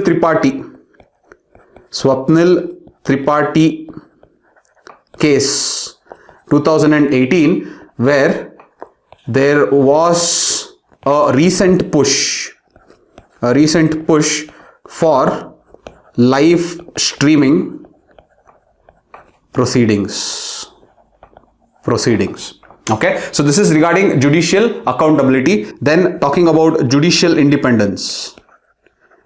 So judicial independence, you can talk about one, security of tenure. Here you can say the judges of Supreme Court or High Court can be impeached only by special majority in the Parliament. Can be impeached only by special majority in the Parliament. Okay, that is one. The second is salaries and allowances. In this you can say the salaries are charged upon the Consolidated Fund of India. Okay, this is another provision of judicial independence. The third is contempt of court. The court can punish for contempt, thus ensuring respect and authority. Okay, so in a 15 marker, this is how you have to build the answer. You cannot directly jump off into the core demand. If you directly jump off into the core demand, you will run out of points to write. So this is how you have to build the narrative in a 15 marker. Now come to application of constitutional morality to assess judicial accountability as well as judicial independence. Let us now give the subheading, application of constitutional morality.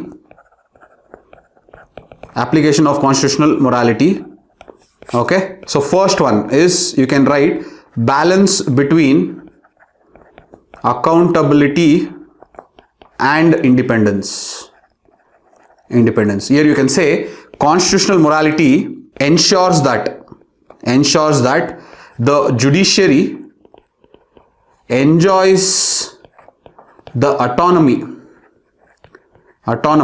to function independently without fear or favor, but also makes sure to be restrained and transparent in its working. To enhance accountability. Restrained and transparent in its working to enhance accountability. So this is how application of constitutional morality helps balance accountability and independence. So first point. Second one. The second one is judicial appointments.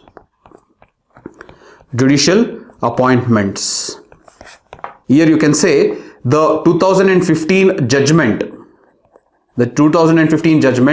Struck down National Judicial Appointment Commission, emphasizing independence.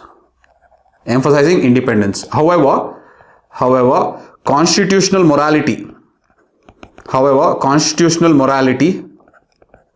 demands the need for reforms in the current Collegium system.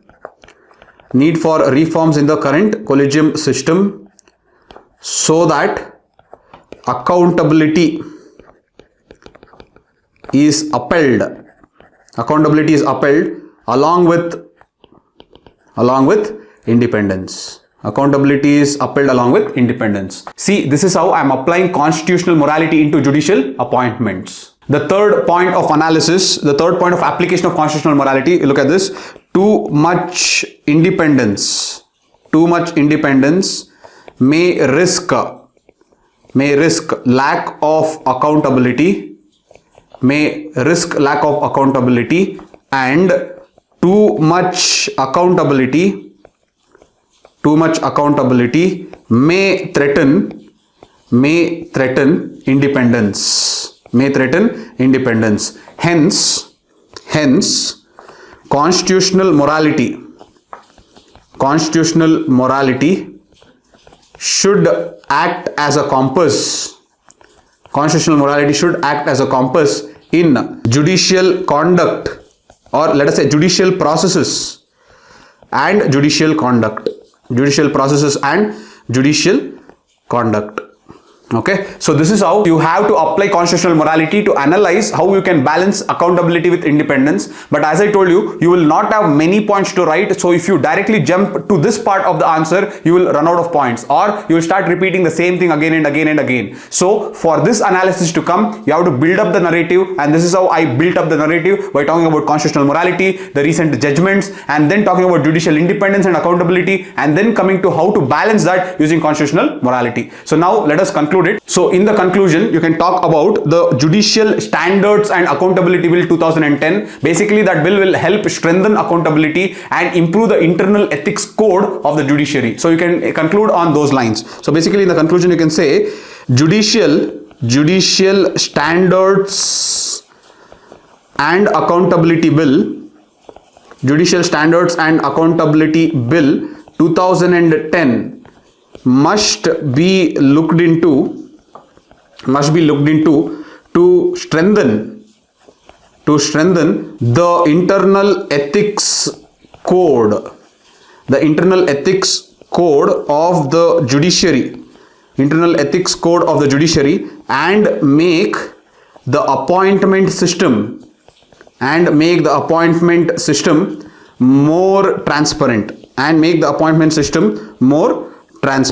So I hope you understood how to conclude, and I hope you are trying to write along with me so that you understand how to shape up the answer in 15 marker, how a 15 marker answer will differ from how you write 10 markers. So that knack, that skill you will develop if you are writing with me. So I hope you understood not only to write this answer, but also how to structure a 15 marker. So this completes the 11th question. Let us move on to the next question. Alright, now let us read out the 12th question.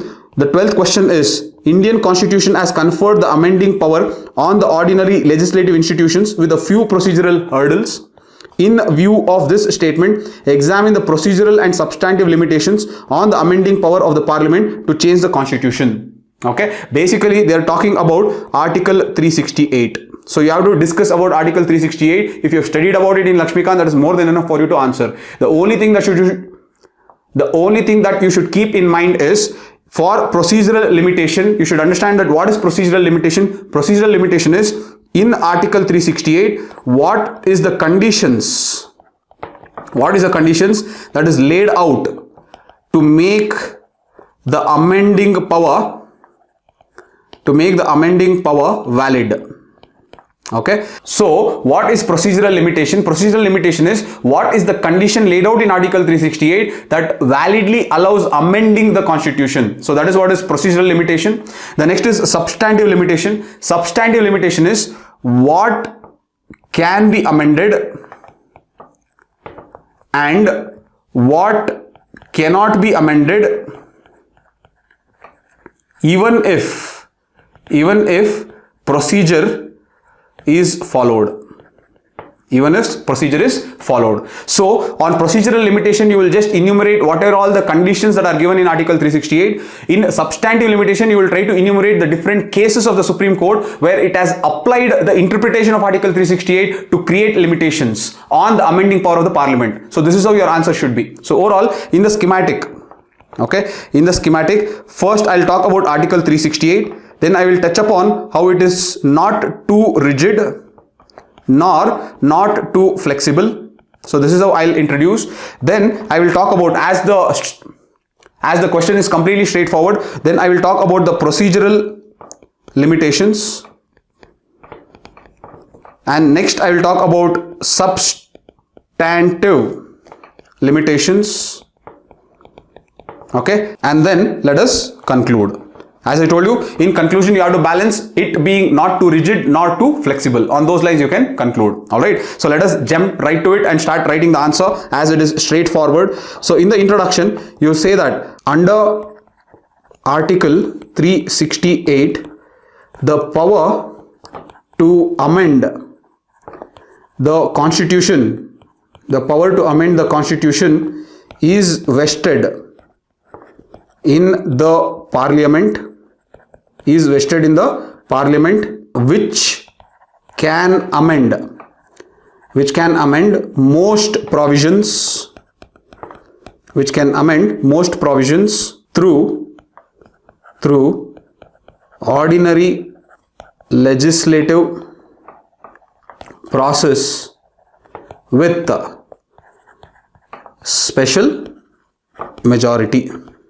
Okay, give two examples. Example is 61st Amendment Act 1988, lowering the age to vote from 21 to 18. One more you can give.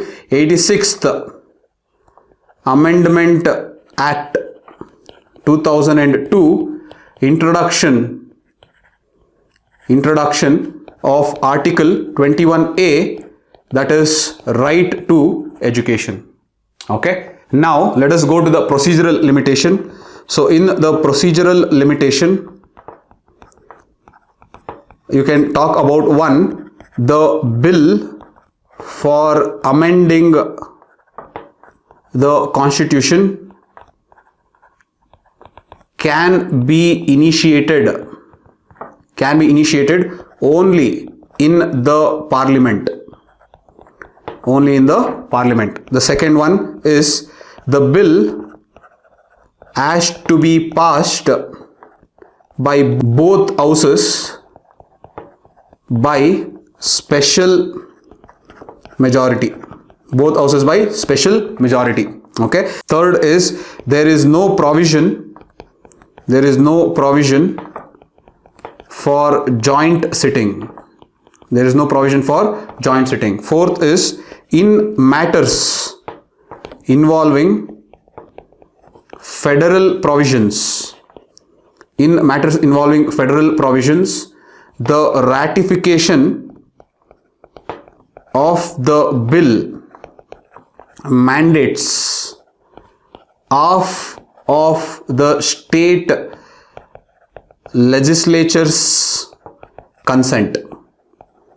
Okay, the ratification of the bill mandates half of the state legislature's consent. Okay, the fifth one is the president has to mandatorily give assent to the bill. He cannot return the bill. Okay, so these are the procedural limitations. Now let us go on to substantive limitations. Okay, so substantive limitations, here you can say first one is Kesavananda Bharati case 1973. So here you should say the parliament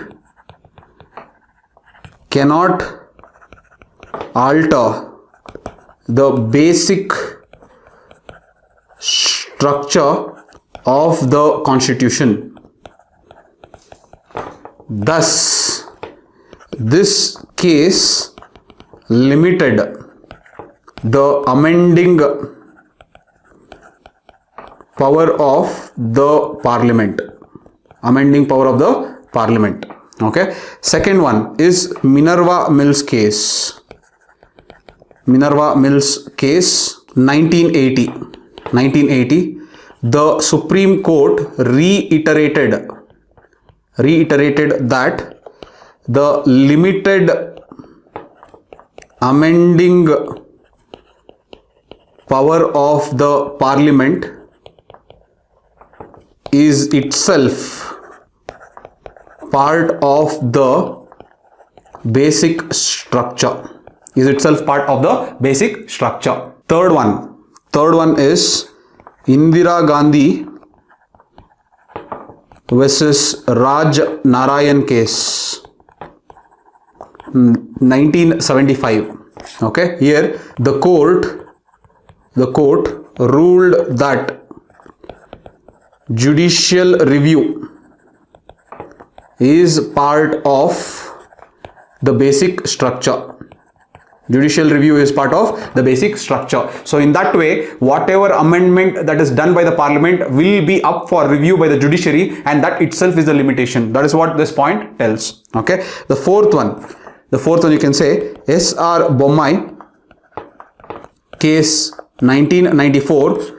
The court ruled that federalism was part of basic structure. Hence, any amendment that undermines the federal balance, any amendment that undermines the federal balance can be struck down by the court. Okay, so these are the substantive limitations imposed on Article 368, that is the amending power of the Parliament. So finally we can conclude. You can talk about the blend of rigidity and flexibility. You can say the Indian Constitution is a blend of both rigidity and flexibility. You can next full stop continue. The procedural limitations and substantive limitations,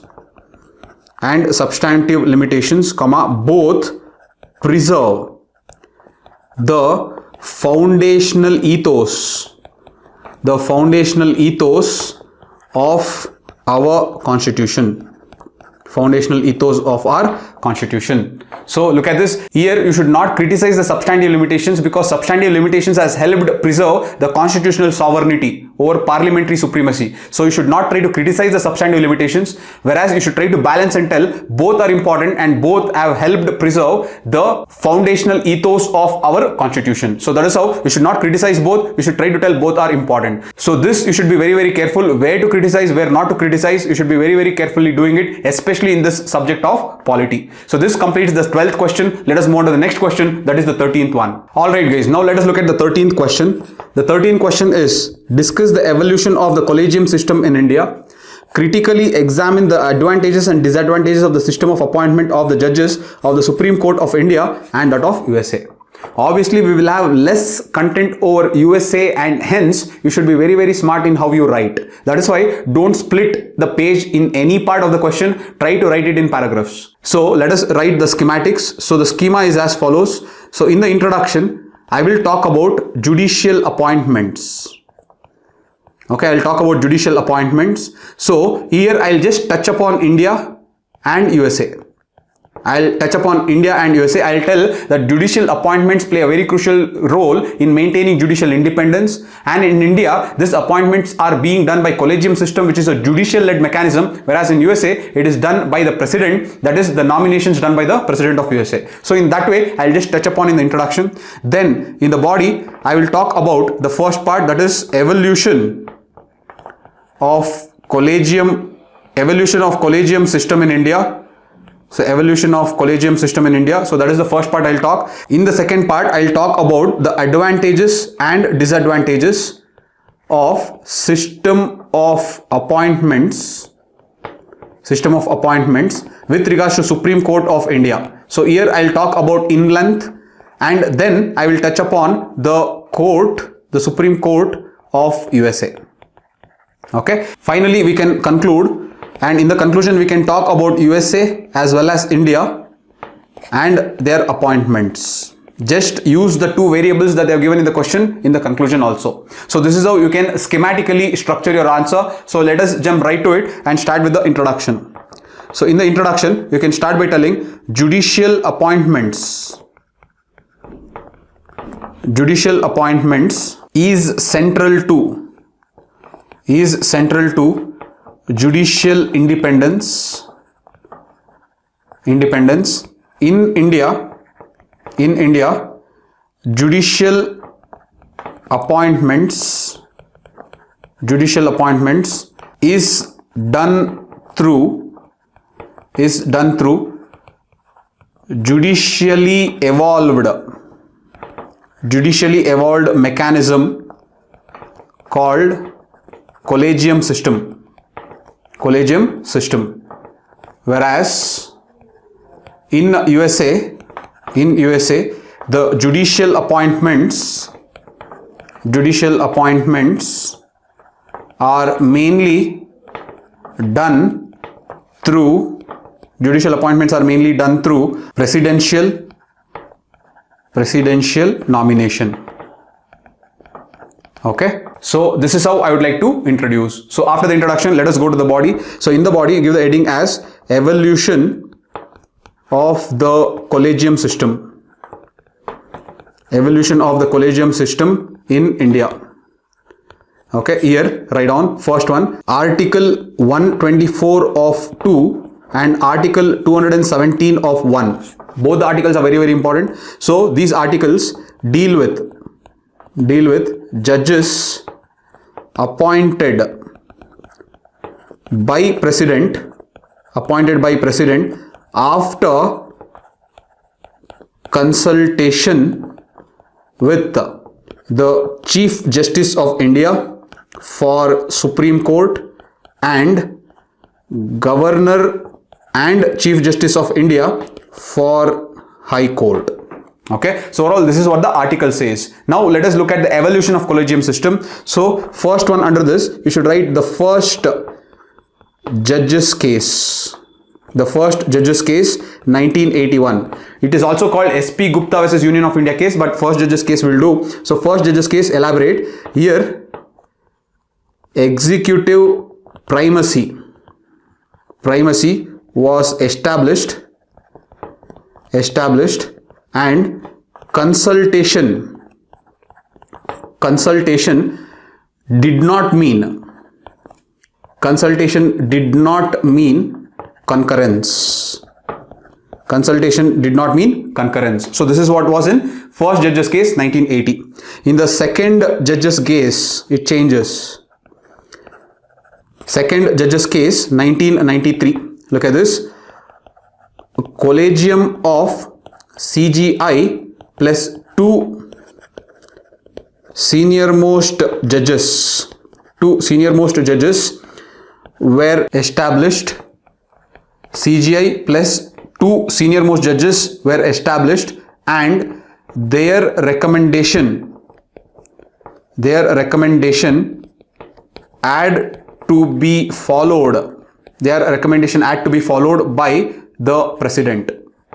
It had to be followed by the president. So here in the second judge's case, judicial primacy over appointment of judges, was established.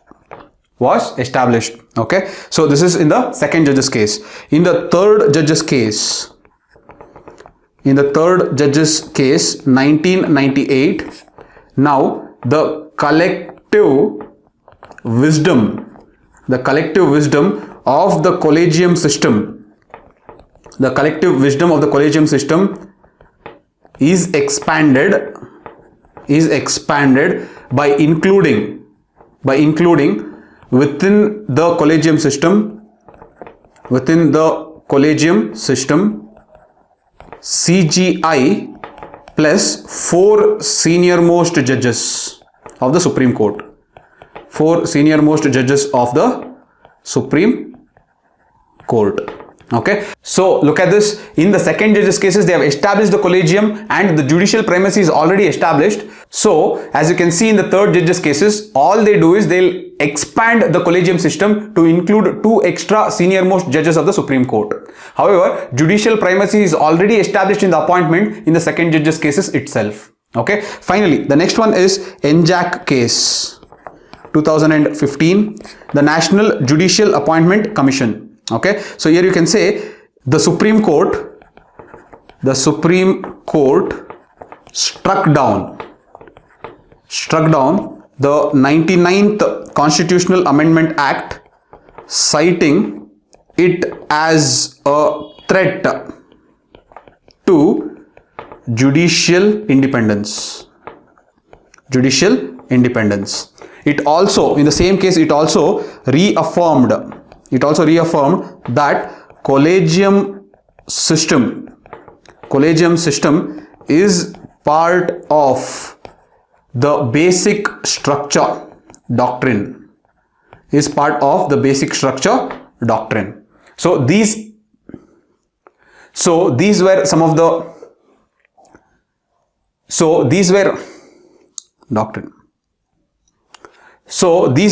the important Supreme Court cases which evolved the collegium system in India. Alright, now let us quickly assess the advantages and disadvantages. So here you can say advantages, disadvantages. In the advantages you can say upholds judicial independence. Second one, you can say the basic structure is protected and therefore constitutional sovereignty is preserved. Next one, appointment is based on seniority and hence there is consistency in established norms. There is no changes, there is consistency in established norms. Okay, these are the advantages. Now let us look at disadvantages. You can say 1, the system is opaque and non-transparent as there is no formal criteria for selection. The second one is accountability deficit.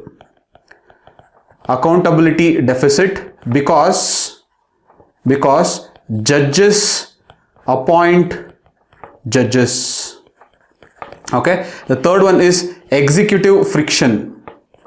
Here you can say repeated delays and standoff by the executive in appointment. Okay, so these are the advantages and disadvantages. Now let us go to the last part, that is system of appointments in the Supreme Court of the USA. So here you can say appointment in the Supreme Court of USA. So here you can say, see, I can research and give you exactly how it is done, but the point is not about researching and just giving you content. The point is about, in a real-time scenario, how can I use my common sense to generate some points about what we know, what everyone knows about the appointment procedures. Only with that much amount of content, how can we write the answer? That is the challenge, and that is why I am trying to write in a realistic scenario and not by researching something and writing. So you should understand that I can generate more points by researching, but I don't want to do that on a real-time scenario with our basic knowledge of whatever we are reading with our materials and newspaper. We should be able to write how much ever we can, like an aspirant who's going to write in the exam. Alright, so with that, look at this appointment of the Supreme Court of USA. First you can say that the president nominates. The second one is the Senate Judiciary Selection Committee.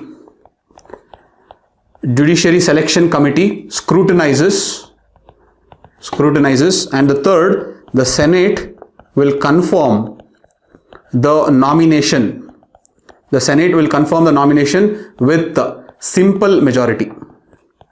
will confirm the nomination with simple majority. Now look at this. These are the points that you can assess and you can guess and write in the exam. It is not that you have to research something. Okay. So overall, this with common sense I have written these 3 points. Alright. Finally, the advantages of this system is the appointment is faster. Okay. Second, there is no friction in the executive with judiciary, especially with respect to appointments. Okay, so this is the advantages. The disadvantages will be, one, the appointment is highly politicized. Appointment is highly politicized. And the next is, judges are seen as extensions of political ideologies. Extensions of political ideologies. So that can have an impact on the judgment that they will be giving in different cases. So these are the advantages and disadvantages. Alright, now let us conclude this particular answer. As I told you in the conclusion, I will touch upon both USA and India. So this is how we can conclude. So in the conclusion, you can say, in USA, the system of appointments prioritizes political alignment of the judges, whereas in India, system of appointments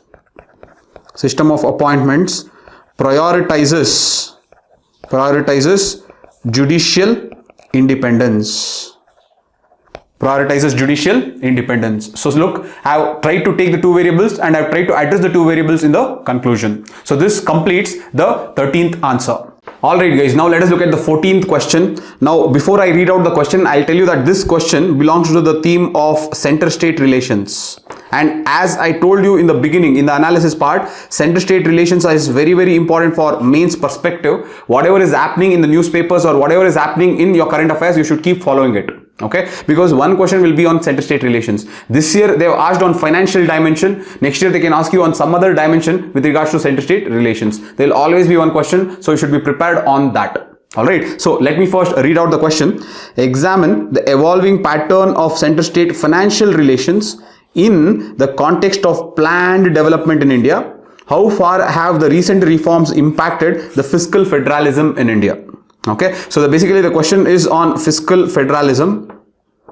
So there are 2 parts to this question. One, they're asking about the evolution of fiscal federalism, especially in the context of planned development in India. The second, they're asking about the recent reforms. So this is where recent reforms is where you have to talk about the GS2 reforms and how it has impacted the grants and the transfers, conditional transfers. So these are the keywords that you have to use while examining the recent reforms. Okay. Anyways, we will examine that. But before, as I always keep telling you, create a schema. So what will be the schema for this? The schema is the blueprint, how we structure the answer and how the flow of the answer should go. Alright. So here in the introduction, I will first talk about the federalism with strong center. Then I'll add articles. Articles in the introduction is actually very, very impactful. So make sure that you add the articles in context to what the demand of the question is. So here, since they are talking about federalism, you can add article 268 to article 293. Okay, I think this is the articles that deal with federalism. Next, coming to the body, they have asked one part as evolution of the center-state relations in financial relations in the context of planned development in India. So basically they're asking of the evolution of the fiscal federalism. So here I'll talk about the evolution. So here in the evolution, I can divide it into 3 parts. Okay, one is the constitutional framework. The constitutional framework of federalism that was framed just after independence, Indian independence. So I'll talk that. The second is I'll talk about the relations, center-state financial relations in planned development in India. So here I'll talk about more or less the planning commission and the 5-year plans and the center-state relations in that particular era. And then in the next one, I'll talk about the post-plan era. So post-plan era is where the Niti Aayog was created and the center-state financial relations forever changed. Okay, so this is how I'm going to talk. Okay, in the second part, we are going to talk about the recent reforms. As I told you, we'll talk about GST, we'll talk about conditional transfers, we'll talk about performance linked incentives, performance linked grants.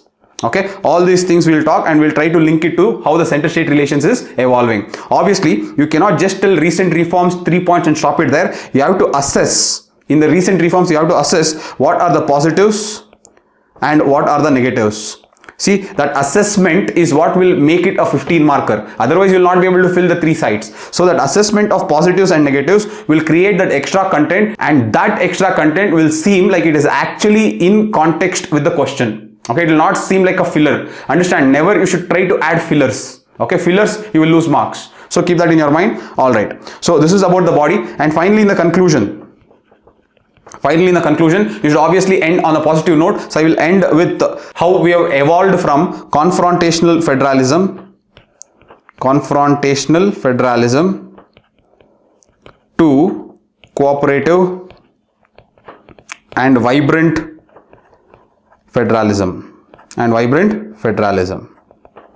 Okay, so this is overall the schematic of the answer. So we have discussed the schema. Let us jump right to the answer and start writing the model answers. So I hope you are ready. Let us start off. All right, so let us start with the introduction. So in the introduction, you can start by telling that fiscal federalism in India is shaped by quasi federal constitution with a strong center. The articles 268 to 293 deals with center state relations. Next paragraph, you can say center state relations have always reflected a balance between centralized planning, okay, in bracket for national priorities, centralized planning for national priorities, and decentralization to accommodate state specific needs. Okay, so this completes the introduction. Let us now go to the body of the answer. Now here you can give the heading as evolving pattern of center state financial relations. Okay, here the first one you can give is constitutional framework. So what was the framework created post independence? That framework you have to talk. Okay, so let us start off. Union list constitutes majority of big taxes such as income tax, corporate tax, customs, whereas the state list constitutes less elastic sources for taxes, such as land revenue, stamp duty and alcohol. Hence this vertical imbalance necessitates the center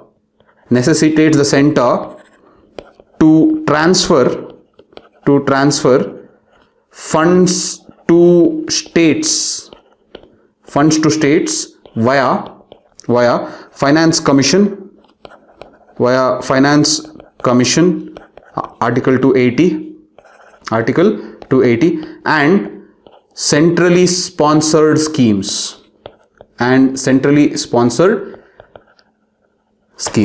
Okay, so this is regarding the constitutional framework. So when we frame the constitution, the union list had majority of the big taxes, and that automatically made the state rely on the center. So this is what is the point I'm trying to make. So this is the first point. Next, let us go to the next heading. So put the second one, planned development phase. Planned development phase. Okay, here you can say 1951 to 2014. Okay, so here you can say the planning commission.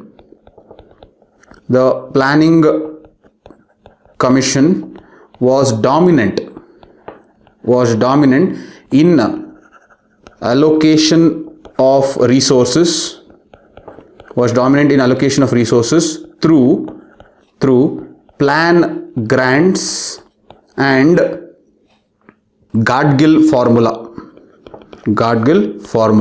Okay, now this Gartgill formula was introduced from 4th 5-year plan.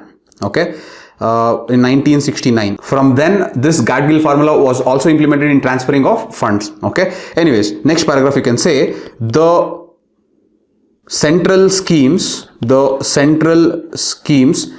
during this period curtailed states autonomy, and the states were dependent on the center. States were dependent on the center for developmental funding. Okay, so this is the second part of how the evolution happened. All right, let us move to the third part. You can now write the third one is post planning era. So here you can say 2015 onwards. Okay, now here you can say Niti Aayog replaced planning commission and its role was redefined to advisory functions and promoting cooperative federalism. There was no role in financial allocation. Okay, next paragraph you can say the 14th Finance Commission 2015 raised states' share of divisible pool from 32% to 42%, which enhanced states' autonomy in developmental funding. Okay, so overall this is the evolution that has happened in our center-state financial relations. Now in this post-planned era, don't add too many things inside, because the second part is asking about recent reforms. So if you add too many things inside here, then again if you mention that in the second part of the body where you have to talk about the recent reforms, it would look redundant. That is why this is enough. Now let us jump to the second part. The second part is recent reforms impacting fiscal federalism in India. Okay, so let us write here the first one. GST was enacted in 2017, which subsumed all indirect taxes, creating one nation, one tax. GST council in bracket you can say Article 279A. A GST council was formed, which is an institutional innovation, in cooperative federalism. Institutional innovation in cooperative federalism. Institutional innovation in cooperative federalism. Okay, so this first point we are talking about GST. Second point. So in the second point we can talk about devolution and grants. Devolution and grants. So here you can tell that the unconditional devolution has increased the state's autonomy. However, performance tied grants in the form of agricultural reforms, power sector reforms, demographic performance still exists. Okay, so this is the second one. The third one is central schemes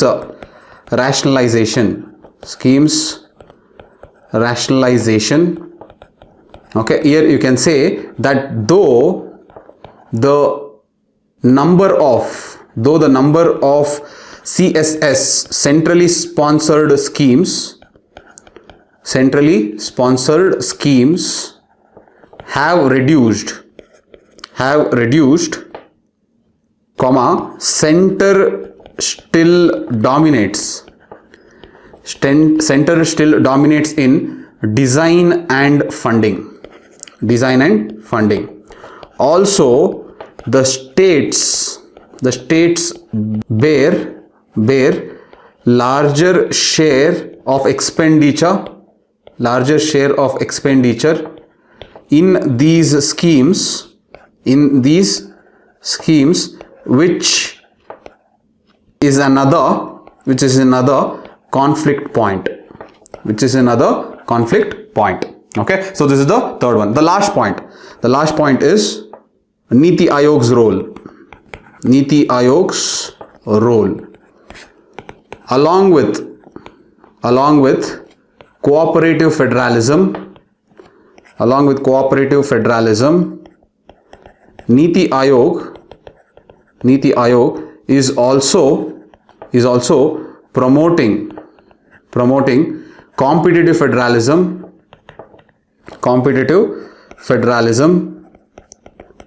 through ranking and indices of states in different domains. Such as health, governance, fiscal health, as well as SDG, Sustainable Development Goals. So these were some of the recent reforms that were done between the center-state relations in the domain of financial relations. Okay. Now in that flow, I came off to the question. Please pardon me, this is not the question. However, we are talking about the center-state relations itself. Okay, so these are the recent reforms. Now let us conclude. So in the conclusion, you can write that let it be a forward-looking conclusion. So here you can say the true spirit of cooperative federalism will be realized when there is predictable devolution, greater say to regional diversity, promoting bottom-up approach to planning, and greater flexibility for states in central schemes. Okay, so this is how you can conclude the answer in a forward-looking manner. So I hope you understood how to structure and how to write in the language of polity, especially the theme of center-state relations. So this is how you have to practice different questions under the theme of center-state relations. So I hope you enjoyed this, guys. Let us move to the last question of polity. Alright guys, now let us go to the last question of polity. If you have come till here, that means that you are really diligent. I applaud your commitment. Okay, so write with me the last question and you will see the amount of confidence that you'll have in this section of polity. Alright, so the 18th question. Before we start off, let me read out the question first. The National Commission for Protection of Child Rights has to address the challenges faced by children in the digital era. Examine the existing policies and suggest measures the Commission can initiate to tackle the issue. Okay, now if you read the question, they have asked a statutory body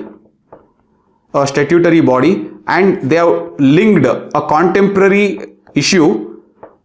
They have linked a contemporary issue and told how this statutory body can address this issue. Now this way they have been asking from before. See, such questions mapping it to the contemporary issue, they have been asking. It is not something that is new. For example, if you take women's rights, they have asked how National Commission of Women can address the rights, or they have also asked how National Commission of Women constitutionalizing that body can help address the grievances of women better. So these are some questions that they always play around, and this is something that you can practice in the mock test. Okay, so coming to this question again, here they are asking about National Commission on Protection of Child Rights and the digital era, the children's vulnerability in digital era. How can this commission or statutory body address? All right, so let us create the schema. So in the schema, first in the introduction, I will give the introduction of NCPCR. I'll talk about NCPCR, that is when was it established, what was the act under which it was established. In the second paragraph, I'll talk about what is the challenges. What is the challenges faced by children? What is the challenges faced by children in the digital era? In the digital era. This is the second part I will address. Then going to the body. They'll go into the body. There are two parts in the body. One is you have to examine the existing policies. You have to examine the existing policies. This is the first part. Here you have to, that's what you should have, lateral thinking of different acts and legislations that is addressing children. Okay, it can range from POCSO to, it can also range from Digital Personal Data Protection Act. So you should have a wide range of thinking. Okay, I will tell you how to do that. So that is existing policies. The second part you are going to talk about is you are going to suggest measures. You are going to suggest measures how the commission can address or tackle these newer issues. Okay, finally in the conclusion we are going to talk, as I have already told you, in a forward looking way or a positive way. Okay, I'm going to show it to you how forward looking or the forward way is going to be. Alright, so this is overall the schema of our answer is going to be. Alright, with that we understood the structure. Let us jump in and start writing the last answer of polity. Alright, so in the introduction you can say the National Commission on Protection of Child Rights was established under the Commission for Protection of Child Rights. Commission for Protection of Child Rights to Act, Protection of Child Rights Act 2005, which safeguards children's rights,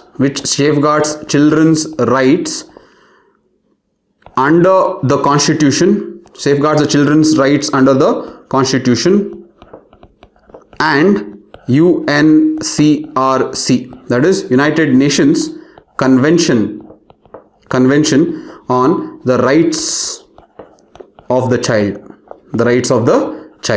Okay, so this is the first paragraph. Next paragraph, in the digital era, children face new threats. Such as cyberbullying, online exploitation, data misuse, and misinformation. Thus, NCPCR's role as expanded beyond traditional child rights protection traditional child rights protection to digital safety, and digital well-being of children. Digital safety and digital well-being of children. So in the first paragraph I have spoken about NCPCR, and in the second paragraph I have brought the context of what is the challenge of digital era and children. Okay, so now we have done with the introduction. Let us go to the next, that is the body. In the body, the first part is we will try to examine the current policies. Give the heading as existing policies. Here first one you can write is POCSO Act 2012, put an hyphen and write protects children from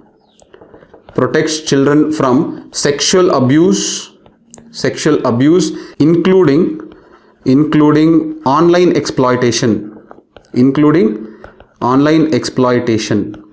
okay. Second one, IT Act 2000 prohibits online child pornography and online exploitation under section 67B. Okay, the third one is Digital Personal Data Protection Act 2023. So here you can say parental consent for minors data. Okay, the fourth one is National Educational Policy 2020. So here you can say emphasizes safe and ethical digital use for children. Okay, so these are the existing policies that protect the child from digital misuse. Now in the second part we have to talk about suggesting measures. So here when it comes to suggesting measures, there are some points that will always be there in any body and in any measures that you have to suggest. For example, you should always suggest for compliance with law. Okay, next is awareness, the next is capacity building. Okay, these are some of the measures that should always be there in paper 2. In polity and governance, such keywords should always come. So these generic suggestion of measures should always be there. Apart from this generic points, I am going to give you some specific points which you can also use in other statutory or constitutional bodies whenever they link it to a contemporary issue and ask you to suggest measures. Okay, so take these specific points, start writing down. The first specific point is child online safety. So here you can say creating online safety charters for children, in collaboration with MITI and CERT-IN. Look at this. I am taking other ministries and I am telling we'll collaborate with them and create a charter that will act as a guideline for the protection of child online. Okay. So next one. The second one is cyber security curriculum. So here I would like to say integrate into the school syllabus. How to use internet safely. Okay, so this is the second point. The third one, what you can say is audit social media. So here you can say OTTs, gaming platforms and other social media should be regularly audited for child sensitive designs, such as age gating and parental controls. parental controls. Look at this. With such generic points like compliance with law, awareness, capacity building, then there can be one more point like grievance redressal. Okay, all this can be enhanced with the help of National Commission on Protection of Child Rights. Along with these 4 generic points, you can also write 3 specific points, that is creating child online safety charters with the help of collaboration with other ministries, cyber security curriculum in the school education, and auditing social media regularly by the commission. Okay, so this is how you bring that specificity by adding such specific points. So take this cue and you can apply the same thing when they ask you on other bodies, either constitutional or statutory, and give you a contemporary issue and ask you suggest measures. You can use the same formula. Okay, so now let us conclude. So in the conclusion you can say that children need empowerment with protection in this digital era. Full stop. NCPCR can ensure that digital technology becomes a tool for opportunity. It becomes a tool for opportunity and learning, and not exploitation. In this way, you are creating an impactful and forward-looking conclusion, linking the contemporary issue with the statutory body asked. The 2 variables have been linked that has been asked in the question. So this is how we conclude. Alright guys, then we have successfully finished all the 10 questions that was asked in polity. By writing all the 10 questions with me, you have understood 1. How to analyze the question, 2. How to structure the question, 3. What to bring in the body to make it seem like the language is in conformance with the polity section of GS2 mains paper. I am really proud of all my students who have written the answers with me. I thank you so much for all the love and support. Before we wrap it up, just to summarize, in the entire session we have learned 1. What is the evolving trends in polity section, 2. How to prepare for polity section, 3. When you read the question, what are the variables to be looking at, 4. How to create the schematic of the question to understand the flow of the question by structuring it before starting the answer. The 5th is when you take the question, what are the different demands that you have to put within the body. Next, and the most important skill is you also learnt writing with me, how to write in the language of polity in GS2 mains paper. So I hope that this exercise was helpful guys. I have worked really hard for this. For the first time in the country, to all my student community, I am creating such a detailed discussion, and I know and I am pretty sure that my students are going to make very good use of it. One last request is please like, share and subscribe if you have liked this video, and comment the way you are feeling after writing all the 10 questions, the confidence that you carry and the eagerness that you have to learn more and write more tests after this exercise. I'll be waiting for it guys. Please comment in the comment section and please make sure that you like, share and subscribe. Thank you so much for all the love and support. I'll see you again. Bye.